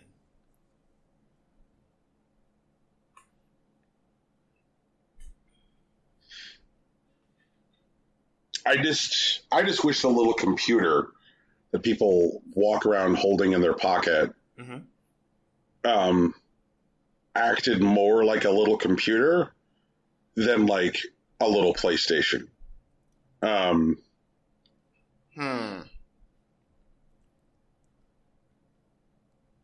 Because I don't have to go to like even if I sit down at like my Apple desktop, right? If I sit down at my Apple or my Windows computer, and I'm just like, I want to download this thing, then like Mac OS or Windows is like, fine, I'm not the fucking boss of you. Like, get what you want, man. Go buy it from whatever store you want. You know, like, spend the money how you will. Somebody else is going to process the payment. That's not breaking my balls. Just download it wherever you will. Maintain the file hierarchy however you will. Like, that's on you, bud. You want to join some sleazy Discord servers? That's cool. But, like, I grab my phone, and my phone's like, now just wait a damn minute. If you're going to buy anything, you're buying it here. You're going to put the files where I tell you to put them. And what is it with these Discord servers? You can't go there. Yeah, see, like, that's what I mean. That's not really my experience. I'm in sleazy Discord servers all the time. Like, I don't experience any barriers to that kind of activity. Okay. I am not in sleazy Discord servers, but I feel like I would be allowed to be there if I wanted to be.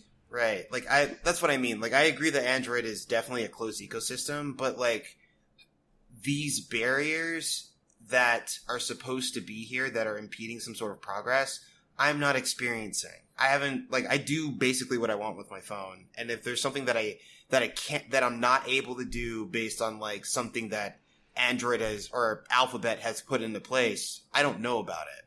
That's what I'm saying. Okay. All right. So you're just saying that your personal experience is not running up against the guardrails. Right. Like, if they're there, then sure. Like, that makes sense. But as far as my, like, day-to-day, or even, like, when my flights of fancy, I guess, of, like, what I want to do with my phone, I'm not running against these guardrails. Like, so, all right, let me pose a hypothetical to both. Like, Tegan, are you? Yeah, you're on Android. Yeah. Do you think it is possible that the way that the user experience is designed on these phones is to push you back into the center of the lane, so that way you don't run up against the guardrails? Like, could it be the reason you're not experiencing these edge cases is like the way the UX is designed is to discourage behavior where it would seem relevant? Sure. I don't think so.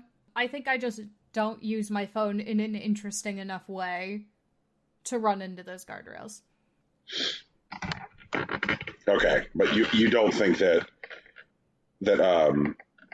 Google is putting like user ergonomics into place to push users toward not discovering the guardrails? Right. You have a lot more confidence in them than sounds like I do, or even Rocky does. I mean, I also don't use my phone in an interesting way, so I am less likely to initially run into anything. Like, I'm not going to doubt its possibility, because once again, that's insane. Right. And, like, it may be so that they have put these things into place, and that's why I'm not noticing them. Right. But, like, I don't have a use case where that matters. That's what I'm saying. Like, Okay, like, I hear you, Rocky. I'm just thinking about, has anybody here ever been inside of an IKEA? Yeah. Yes. Okay. And are y'all familiar with, like, the way, like, the user experience is designed in an IKEA to drag you through the entire store? Like, that IKEA is designed to be like, you can't just go here and grab this thing. Like, we have created this, like, very, very intentional flow for the store where basically you have to go to everywhere before you can get to the thing at the end. And they do, like, these, like, aggressively anti-customer designs to, like, hide shortcuts in the store and, like, hide how to just, like, say, go to the pick apart section where you're like, well, I know the name of the chair I want to buy. Can I just go in there and grab the thing off the shelf? And they're like, no, you have to go through all 2 floors of the store. Like, are you familiar with, like, this anti-customer design? I will take your word for it. I know that, like, IKEA's design an anti-customer way. I've never dug into it. I will take your word on this particular scenario. Okay. Another good example, and this might be, like, one which is more, like, well-known and more, like, commonly experienced. Like, Rocky may have run into this. I'm not sure if Tegan would have. The insides of casinos. Yes. Okay. Oh, yeah, definitely have not been in a casino. Okay. I know better. Casinos are designed to keep you inside of them. Right. Like they're designed to, like, make exits hard to find. Like, walking paths cycle you back onto the gaming table. Like, theoretically, there are exits from the gaming floor, but finding your way off the gaming floor is actually pretty hard. Like, it is, like, an aggressively anti-customer ergonomic design. They're like, okay, we're treating you like cattle, and we're going to continue to, like, cycle you back into the place where you just give us money, and we're going to, like, do it with these, like, buffers that make it seem like fun and make it seem like it was your own idea to just turn around and play slots for. It's pretty fucked up. I agree with you. What are you trying to get to? Well, I guess what I'm trying to get to is that I believe that, like, in digital spaces there are equivalents. You know, like, I know that, like, they certainly exist in places like, say, online gambling sites or, like, cam show websites. Mm-hmm. And, like, maybe it's because I'm more cynical than either of y'all, but I certainly believe that, like, at a, like, fundamental operating system level, that phone manufacturers can put things into place to make a user feel like they're not experiencing guardrails. Sure. What do we do about it?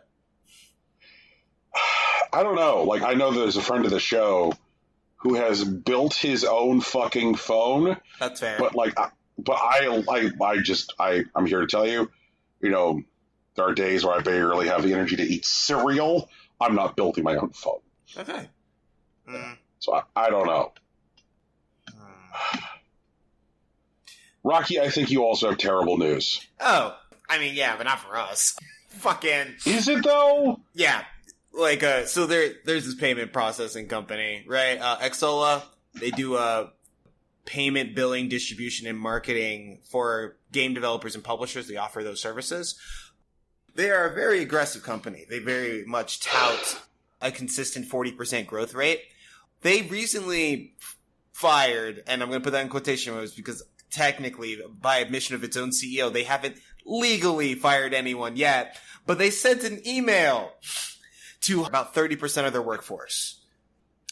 It reads, "You have received this email because my big data team analyzed your activities in Jira, Confluence, Gmail, chats, documents, dashboards, and tagged you as unengaged and unproductive employees. In other words, you were not always present at the workplace when you worked remotely.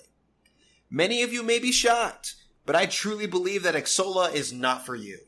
Nadia and her care team partner with 7 leading HR agencies, as we will help you find a good place where you will earn more and work even less. Sasha will help you get a recommendation, including the one from myself, and Natalia will read you your rights. Once again, thank you for your contribution. If you want to stay in contact with me, please write me a long letter about all your observations, injustice, and gratitude." That's a real email that he sent to 150 of his 500 employees, right? Right. The man who wrote the email, his name is Alexander Agapitov.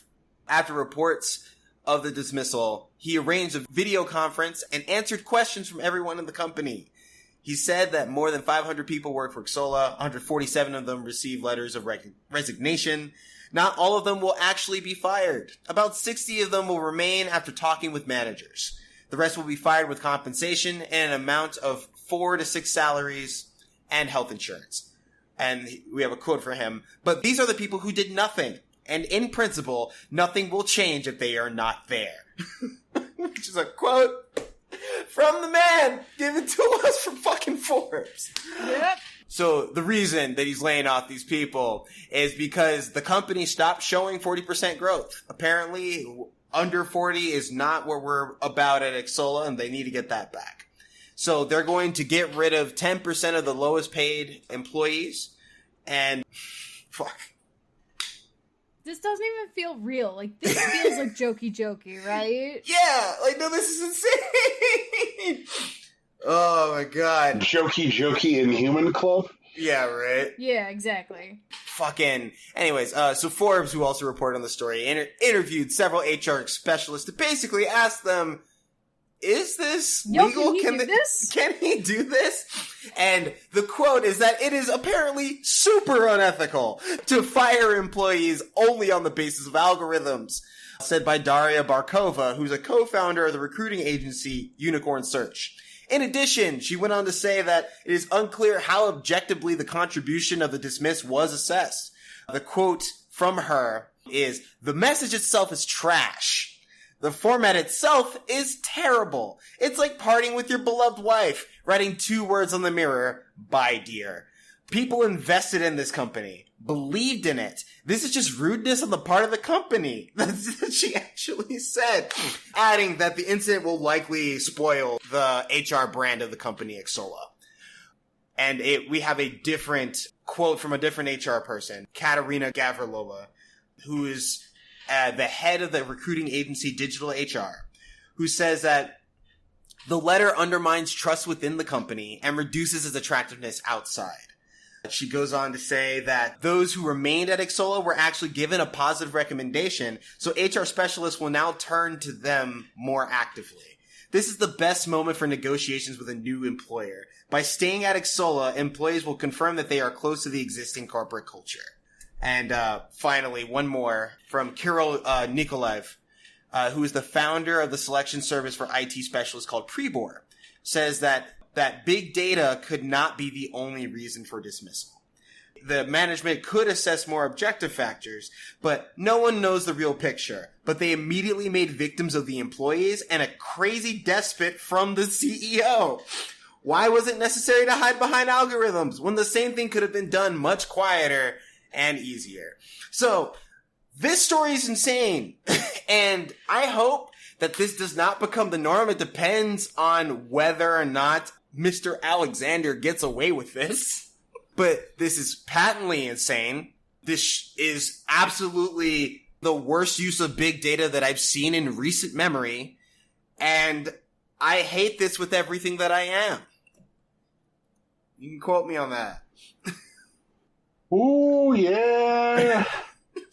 Nelly. It's still wild to me that he wrote an actual sentence in this email, and Natalia will read you your rights. Like, right? What is that? Bro, are you kidding me? Okay. Imagine you got that email at work. You'd just be like, What? What? For the An CEO? algorithm is firing me for real, for real? Oh, God. Okay. Uh-huh. I have feelings on this. I have been following this. Mm-hmm. First of all, it's worth calling out that, like, Xsolla is not really headquartered in Sherman Oaks. Right. Xsolla is, air quotes, headquartered in Sherman Oaks. The company is actually incorporated in Russia. They have a building in Sherman Oaks they call their headquarters, but the legal business entity is Russian. Right. Okay? And the CEO of this company had a pretty magical fucking tweet, and, like, that went out, like, almost immediately after this email went to employees. Mm-hmm. And the tweet, he tweeted in Russian. The tweet translates to, work your fucking ass off or get your fucking ass out. Wow. Yeah. So there's something I saw some, like, people who work in data talking about this story, saying that, like, what Xsolla did doesn't actually account for efficiency. It's like, since all it's doing is, like, looking for, like, utilization of, like, these resources, and be like, oh, you were dicking around in your Gmail, huh? Well, obviously you should be fired. But it doesn't even account for efficiency of the measured user. There are lots of people in task-driven, salaried workspaces who do things like, I don't know, finish all their work and then fuck off some of their desk because all of their work is done. They're like, yep, I did everything I need to do right now. I'm going to check my Gmail. Yeah, I'm waiting for other people to finish their shit so I can do some more shit. Right. Time to go look at Pikachu on eBay, that kind of thing. And that by using this strategy, Xsolla may actually be firing some of their most efficient employees. Right. Yeah. Yay! Right, because, like, what they're measuring is just, like, time utilization. Like, are you always touching your work tools? And if the answer is they are always touching their work tools, then they could very well be some of the slowest performers. Or performers who are just using company resources inefficiently. And so it's like, that's great. That's great. It's okay, though. They're gonna help me get a better paying job to do less work. No, but, like, that's a real lie. We're gonna get you a spot where you'll get paid more and work even less. And I'm like, yeah, bro. so why the fuck would I want to stay, honestly? Fuck it. Get me out. Okay, well, we're going to take a little trip in the Wayback Machine to 2018 on this show when Brian was laid off by PayPal. And I don't think I've ever really talked about that layoff at any length on this show, like the way it went. But I worked in a risk group that looked at risk associated with small and, like, the lion's share of the work that was done by my group was underwriting of, like, small and medium-sized businesses that use PayPal as their primary payment platform. So it's like, hey, are you processing, like, say, up to $2 million a year with PayPal? We're going to take a look at you to see, like, are you going to lose us a bunch of money? Mm-hmm. And then PayPal was like, hey, we're going to fundamentally change how we manage the risk associated with this space. And, like, everybody in that department raised their hand and said, hey, are there layoffs coming associated with this change in total strategy? There will be no layoffs. Don't worry. It's very exciting. And people were like, that doesn't seem likely. That feels like lies. And they're like, no, don't worry about it. It's cool. Everyone here is cool. And then one day I went to work, and then one day I was literally sitting at like a public use computer on my break, and like this dude came up to me and was like, "Hey, Brian, we need you to come to an office downstairs." And y'all ready for this?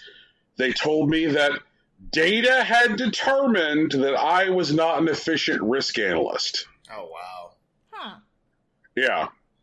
So I have personally had a taser in my butt, very similar to the Xsolla taser.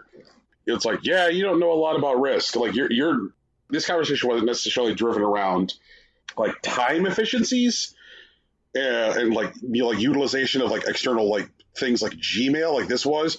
They're just like, yeah, our data is like, you're not very good at like risk mitigation. Like you don't mitigate the risk. And I'm just sitting there fucking marveling and like, I don't understand. I'm like, y'all literally promoted me 3 weeks ago and gave me more money because you said I was good at this job. Like literally 3 weeks ago. I've routinely trained new employees. Like I've been promoted multiple times within this group, but it sounds like a data resource decided I was bad. No one doubted the data resource, and now I have a cardboard box full of my objects. And they told me, don't worry, dog. We're going to get you a spot somewhere else. You'll be so happy. And I can't even begin to describe how useless the experience was interacting with like the job placement firm.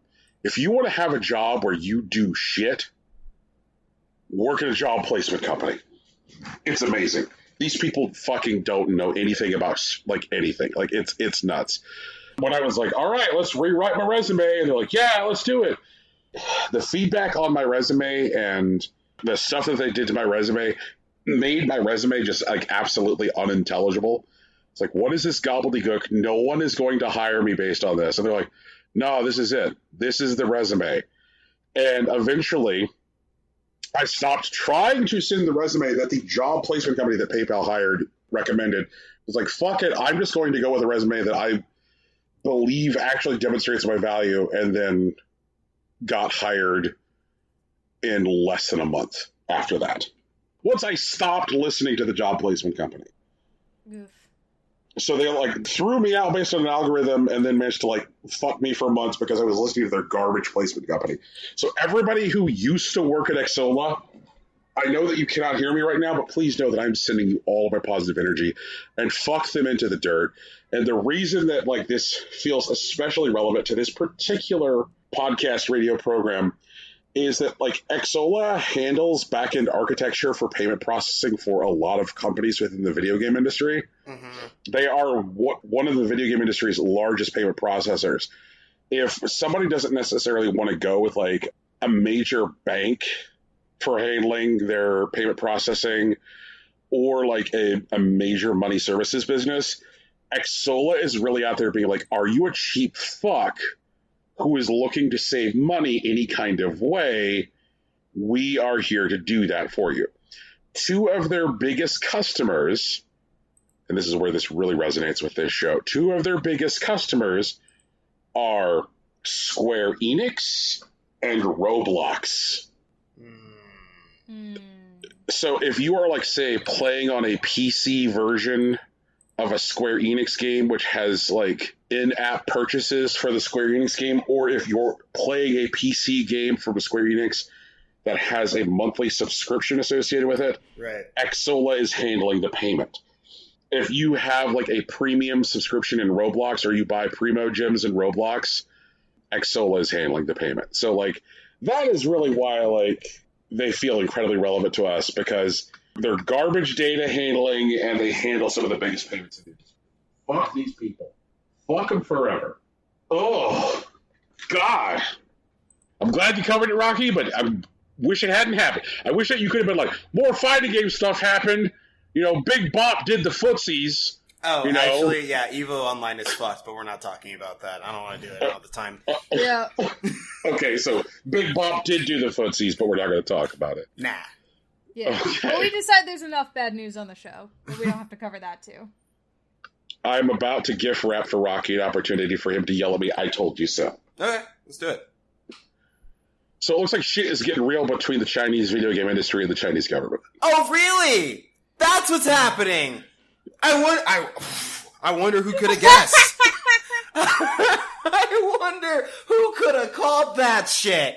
Nah, it's okay. No one could have possibly predicted it.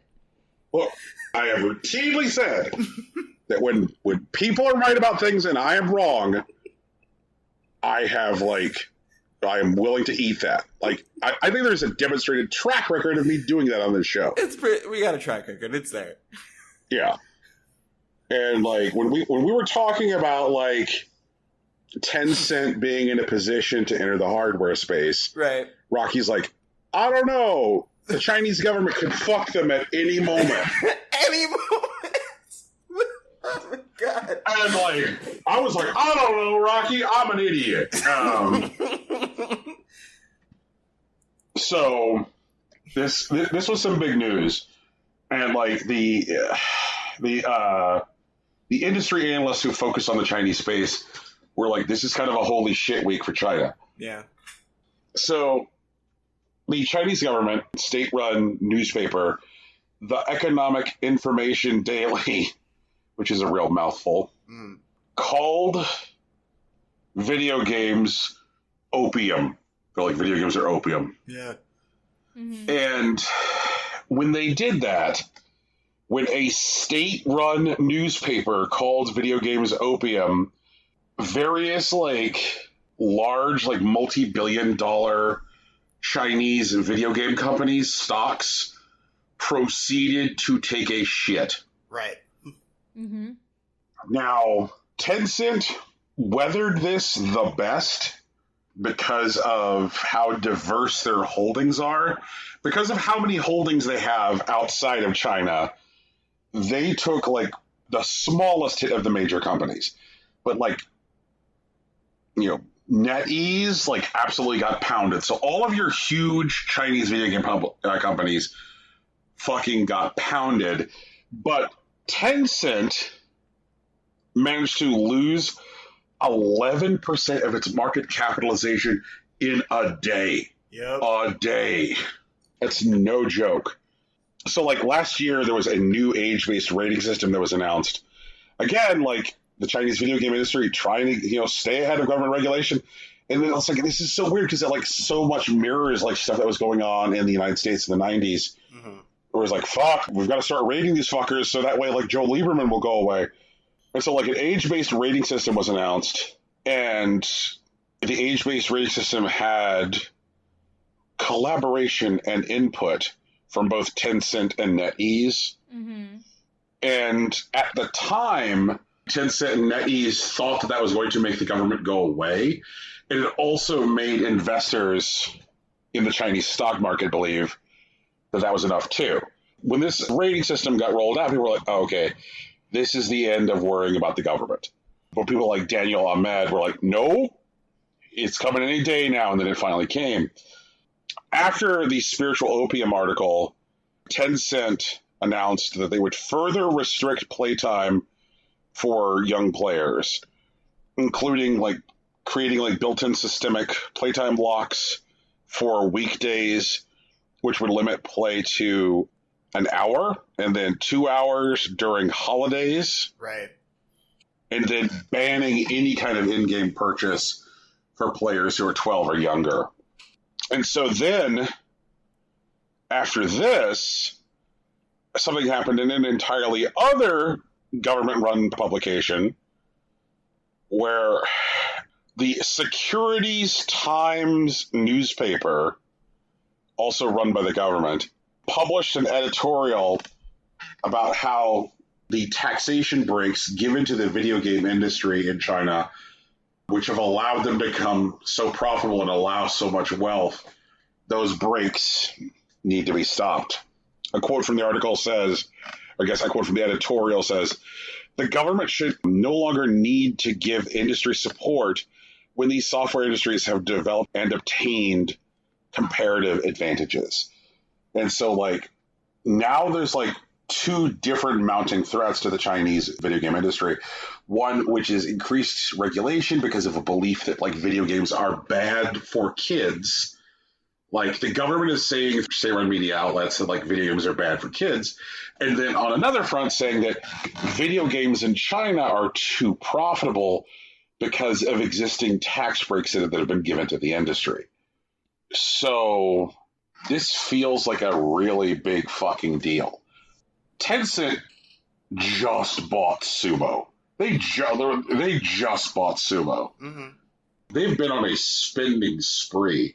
They've been, like, burning so much of their market capitalization, so much of their liquidity on being like, oh, let's buy studios left and right. And now they've spent so much of their liquid capital that, like, having this news come out and news that, like, that they may be taxed at a higher rate might mean that, like, less people can buy things because of restrictions for kids.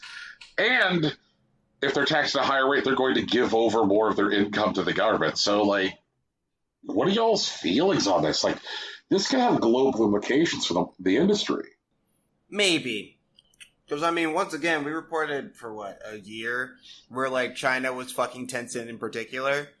Mm-hmm. And, like, Tencent's gonna keep making money because they have their hands in everything. And if they're gonna get shook down by, like, the CCP, that's probably just what's gonna happen. Maybe they become more aggressive about microtransactions overseas, or i.e. here. And that's certainly possible. I probably wouldn't even be surprised by it.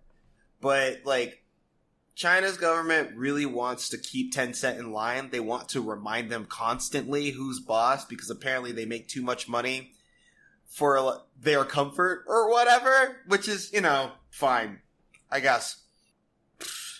Maybe some of that stuff, like, carries over here, but I don't think it will. Honestly, the answer to Tencent's problems are literally just more money. And they have a lot of trees to shake to get it. So I'm not super worried about them. Like, I don't know, Epic? Yeah. Yeah. It would be funny if they actually decide to sell Epic to Google just to, like, have more money on hand. But well, they don't own all of Epic, though. Yeah, it's true. Yeah, they own, what is it, a 40% share? I mean, that's almost majority. Like, if Google could fuck around and pick up the last 10% if they buy Tencent's share. God, like that, man. Oh, wow. Wow! Yeah. Tegan, I believe you have news about how, like, Gumshoes is going to spread COVID. Gumshoes is a Pokemon, right? Incorrect. Yeah, very incorrect.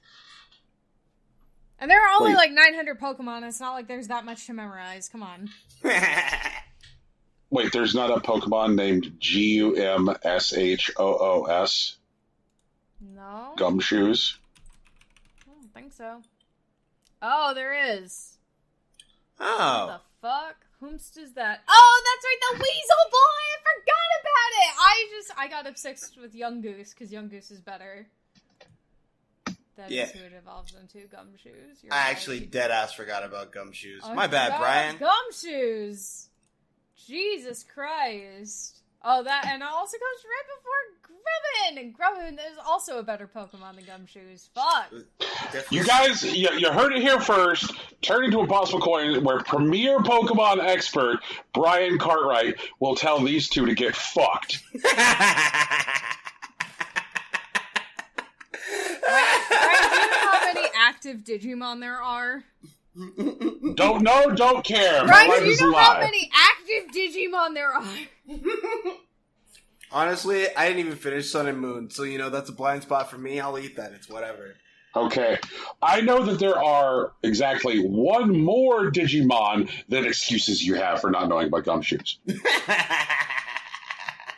I mean, my excuse for not knowing about Gumshoes was I forgot, which is not an excuse at all. I just owned up to the fact that I forgot it existed. Okay, all right. I also owned up to No one is... I'm being silly here. No one is under obligations to know about Gumshoes. No one is obligated. But also, there are, over 3,000 Digimon active right now. And we're about to get more because Digimon Arise is coming in fucking 2022, so... Tegan, Pokemon news, not Digimon news. Pokemon news. Pokemon. Speaking of Digimon news, They updated the cover art for Ghost Game to give a guy some bandages, and we don't know why. Anyway, it's only been out a week. Anyway, Pokemon Go is going to be adding Gen 8, but players are still mad that the COVID distance bonuses have already been rescinded. My guess is, though, like, as the Delta variant comes out, they're going to bring it back, because places are going to get more or less shut down again. But, you know, it is what it is. The Galar region is going to be added Friday, August 20th, during the Ultra Unlock event, which is fine. There's still some legendary Pokemon that are missing from, like, previous gens, like Manaphy and Shaman, you know? Mm-hmm. Our little, like, Water Chow boy, and the hedgehog that turns into a deer. Like, those guys are still missing, so, waiting on those, I guess. You're just gonna have to keep waiting, because Melodia's coming, so, And while, like, Niantic hasn't said explicitly why the COVID distance bonuses are being rescinded, players think it's because of these sponsored Pokemon stops specifically, because those were meant to drive foot traffic to certain locations. With the extended location, people aren't going to those places anymore. Or at least they're not going as close as they were. Mm. But yeah, so those have been... So now you have to go, you know, pretty close to a stop again. Players are upset. Some people are like, well, now, like, I have to go to a crowd to do a raid. I don't like that. Understandable, you know? And some other people are like, well, now I have to, like, instead of being able to hang out across the street and spin this stop, like, I have to cross 5 lanes of traffic or whatever, and that's less cool too. But we'll see. We'll see. My guess is, as the Delta variant comes up and as stuff gets serious again, they're probably going to bring it back. Just because otherwise I don't think they're going to be able to make it again, you know?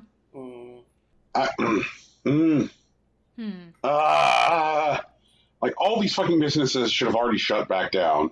We got more dead people and more people in hospitals than any time since February. Like, it is super fucked out there. And I just sit there reading news stories about, like, the Delta variant. And, like, on the show, I have yelled about Delta Plus. Friendship with Delta Plus ended. I have a new thing that gives me nightmares. Is it the Lambda variant? Yes, it is, Tegan! I fucking knew it!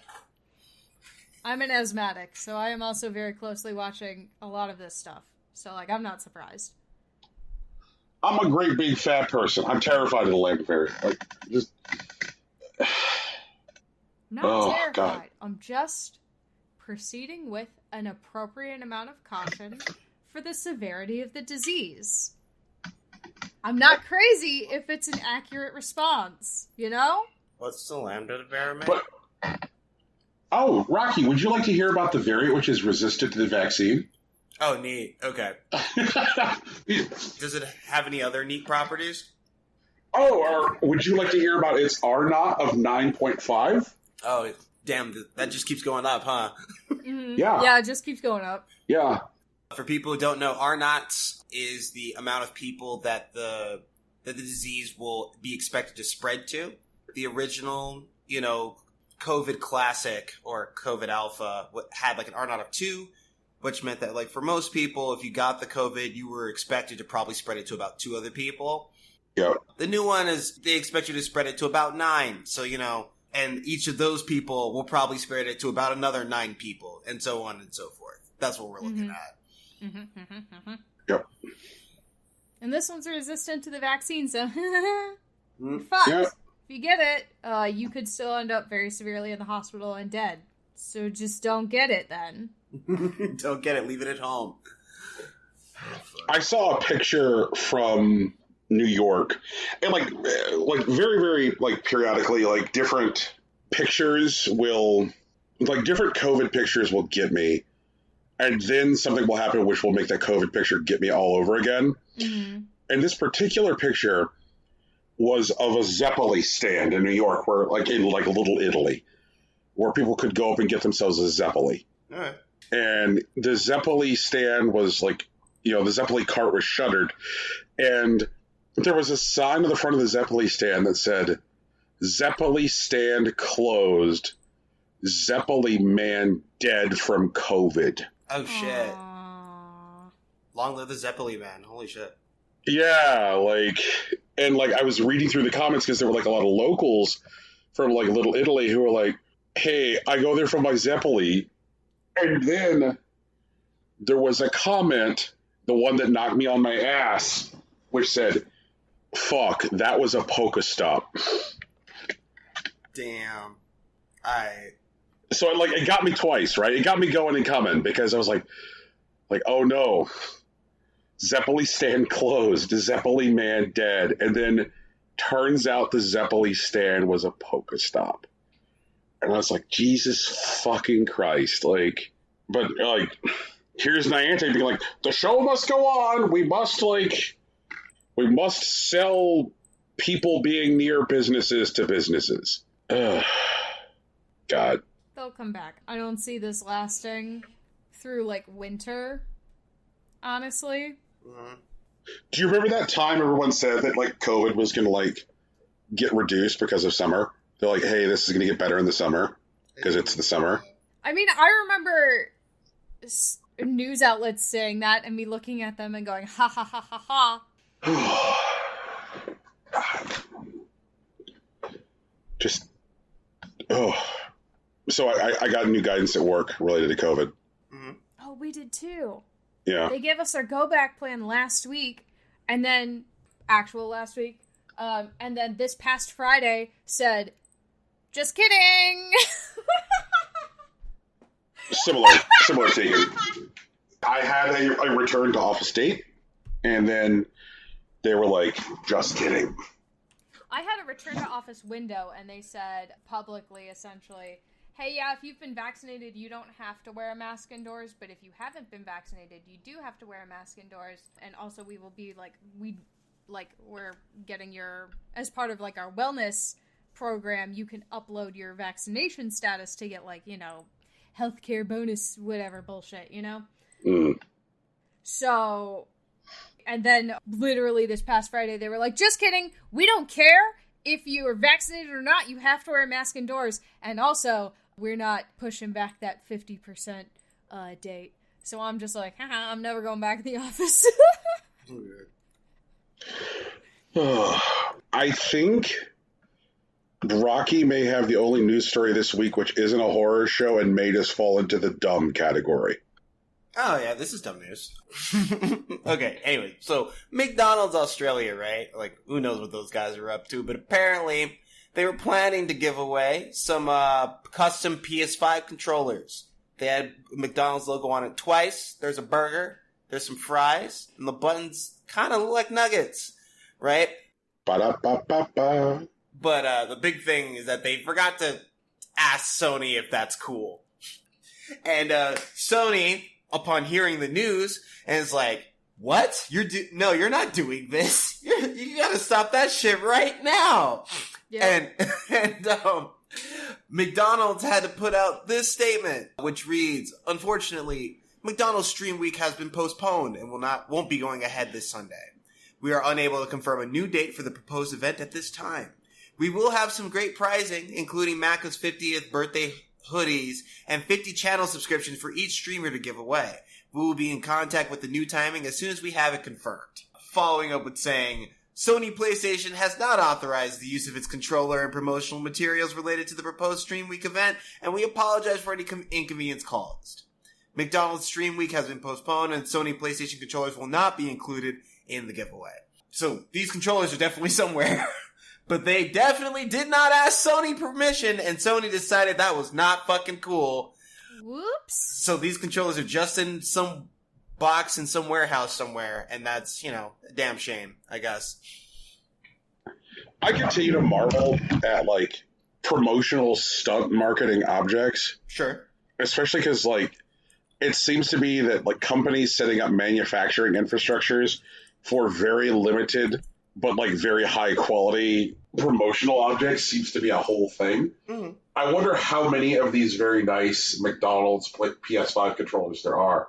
Also, now that these things aren't going to go into circulation, can you imagine the fucking secondary market value of any of these Mickey D's PS5 controllers get out there. Have you already looked at eBay for it? All right. Do I need to look on eBay? Give it a shot. Maybe there's one there already. Ba-da-ba-ba-ba. Can I have some fries while you're out? Will you grab me some fries, please? I would like some French fries. There are none on eBay. Yeah, not yet. I'm reminded of this thing that, like, Arby's has been doing, where Arby's has been sending, like, tracksuits to wrestlers. For sure. They're like, we're fucking Arby's. You're a pro wrestler. Here's a tracksuit. I don't know why those two things are connected, but okay. Yeah. And it's just like, it seems so weird. Just like lots of people who have successful TikToks have been getting weird life-size plush replicas of themselves from Little Caesars. Yeah, and they'll also send you a t-shirt. I've seen those. Right. That's weird as hell. And, like, it's not just, like, one person either. It's just, like, Little Caesars is out here being like, we couldn't help but notice that you have a TikTok that does well. Here's yourself. And I'm sorry, like, I didn't ask for you to send that heresy to me, Little Caesars. Like, what the fuck? Like, what kind of weird thing is... And, like, So, like, very high-quality manufactured promotional objects, like, are a weird fascination to me. And I'm just looking at this, like, McDonald's PS5 controller being like, I know that there's no part of me that should think this controller looks fucking dope, but I like the look of this controller. Yeah. It's good looking. For sure. And I know the brands are not my friend, but I would like this controller. Yeah, I get that. Ugh. Man. Would anyone like to return to the world of terrible news? I mean, if we gotta, sure. Okay. Well, you know, we've kind of already got, like, a horse in the race for, like, the Activision Blizzard stuff going on. I feel like kind of, like, reading word for word the headline I've given the story in the doc, which is, I'm not owned. Activision Blizzard continues to insist as it loses 15% of its market capitalization and turns into a corn cob. Activision Blizzard continues to have a time. So J. Allen Brack, president of Blizzard, who allegedly knew about the constant sexual harassment within the company for 10 years, has resigned. RIP.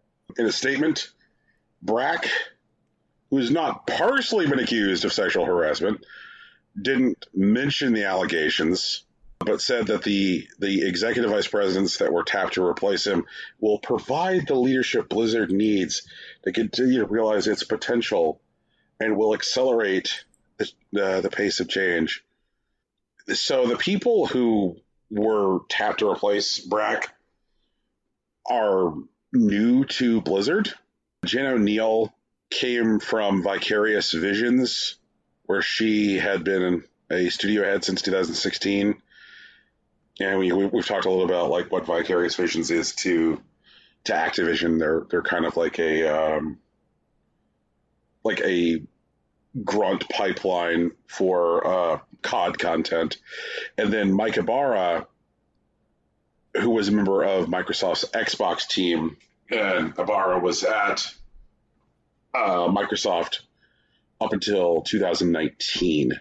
So, like, these are not, like, longtime Blizzard people. And, like, I have two different minds on that. Like, one, well, what familiarity will these people have with, like, you know, Blizzard's existing culture? And then I guess the other thought is, well, it sounds like maybe Blizzard's existing culture isn't good and shouldn't be respected. And I guess, like, well, why can't both be true?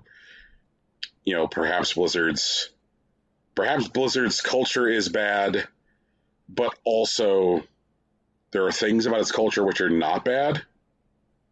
So, I don't know. But this news definitely was, you know, like, Wall Street definitely reacted to it. Shares of Activision Blizzard dropped 5% on the day of the announcement. And then they dropped, you know, additionally in after hours trading. And this ended up resulting in a total 15% loss for the value of Activision Blizzard. What are y'all's thoughts and feels on this? Like, both the removal of BRAC and then the resulting, like, market reaction. I mean, removing BRAC, I don't think does a lot at this point. I think I've seen that, like, most of the people that would be reporting to BRAC are no longer BRAC's people. Mm-hmm. It's not actually, like, cutting off the head as much as just, like, removing, like, the symbolic leader. Yeah. And so, like, I'm pretty sure Activision is just about ready to make Blizzard another Activision studio, as opposed to, like, you know, their pseudo-continuing, like, partnership or whatnot. And that's been happening for a long time. We reported on a lot of it over the history of this show.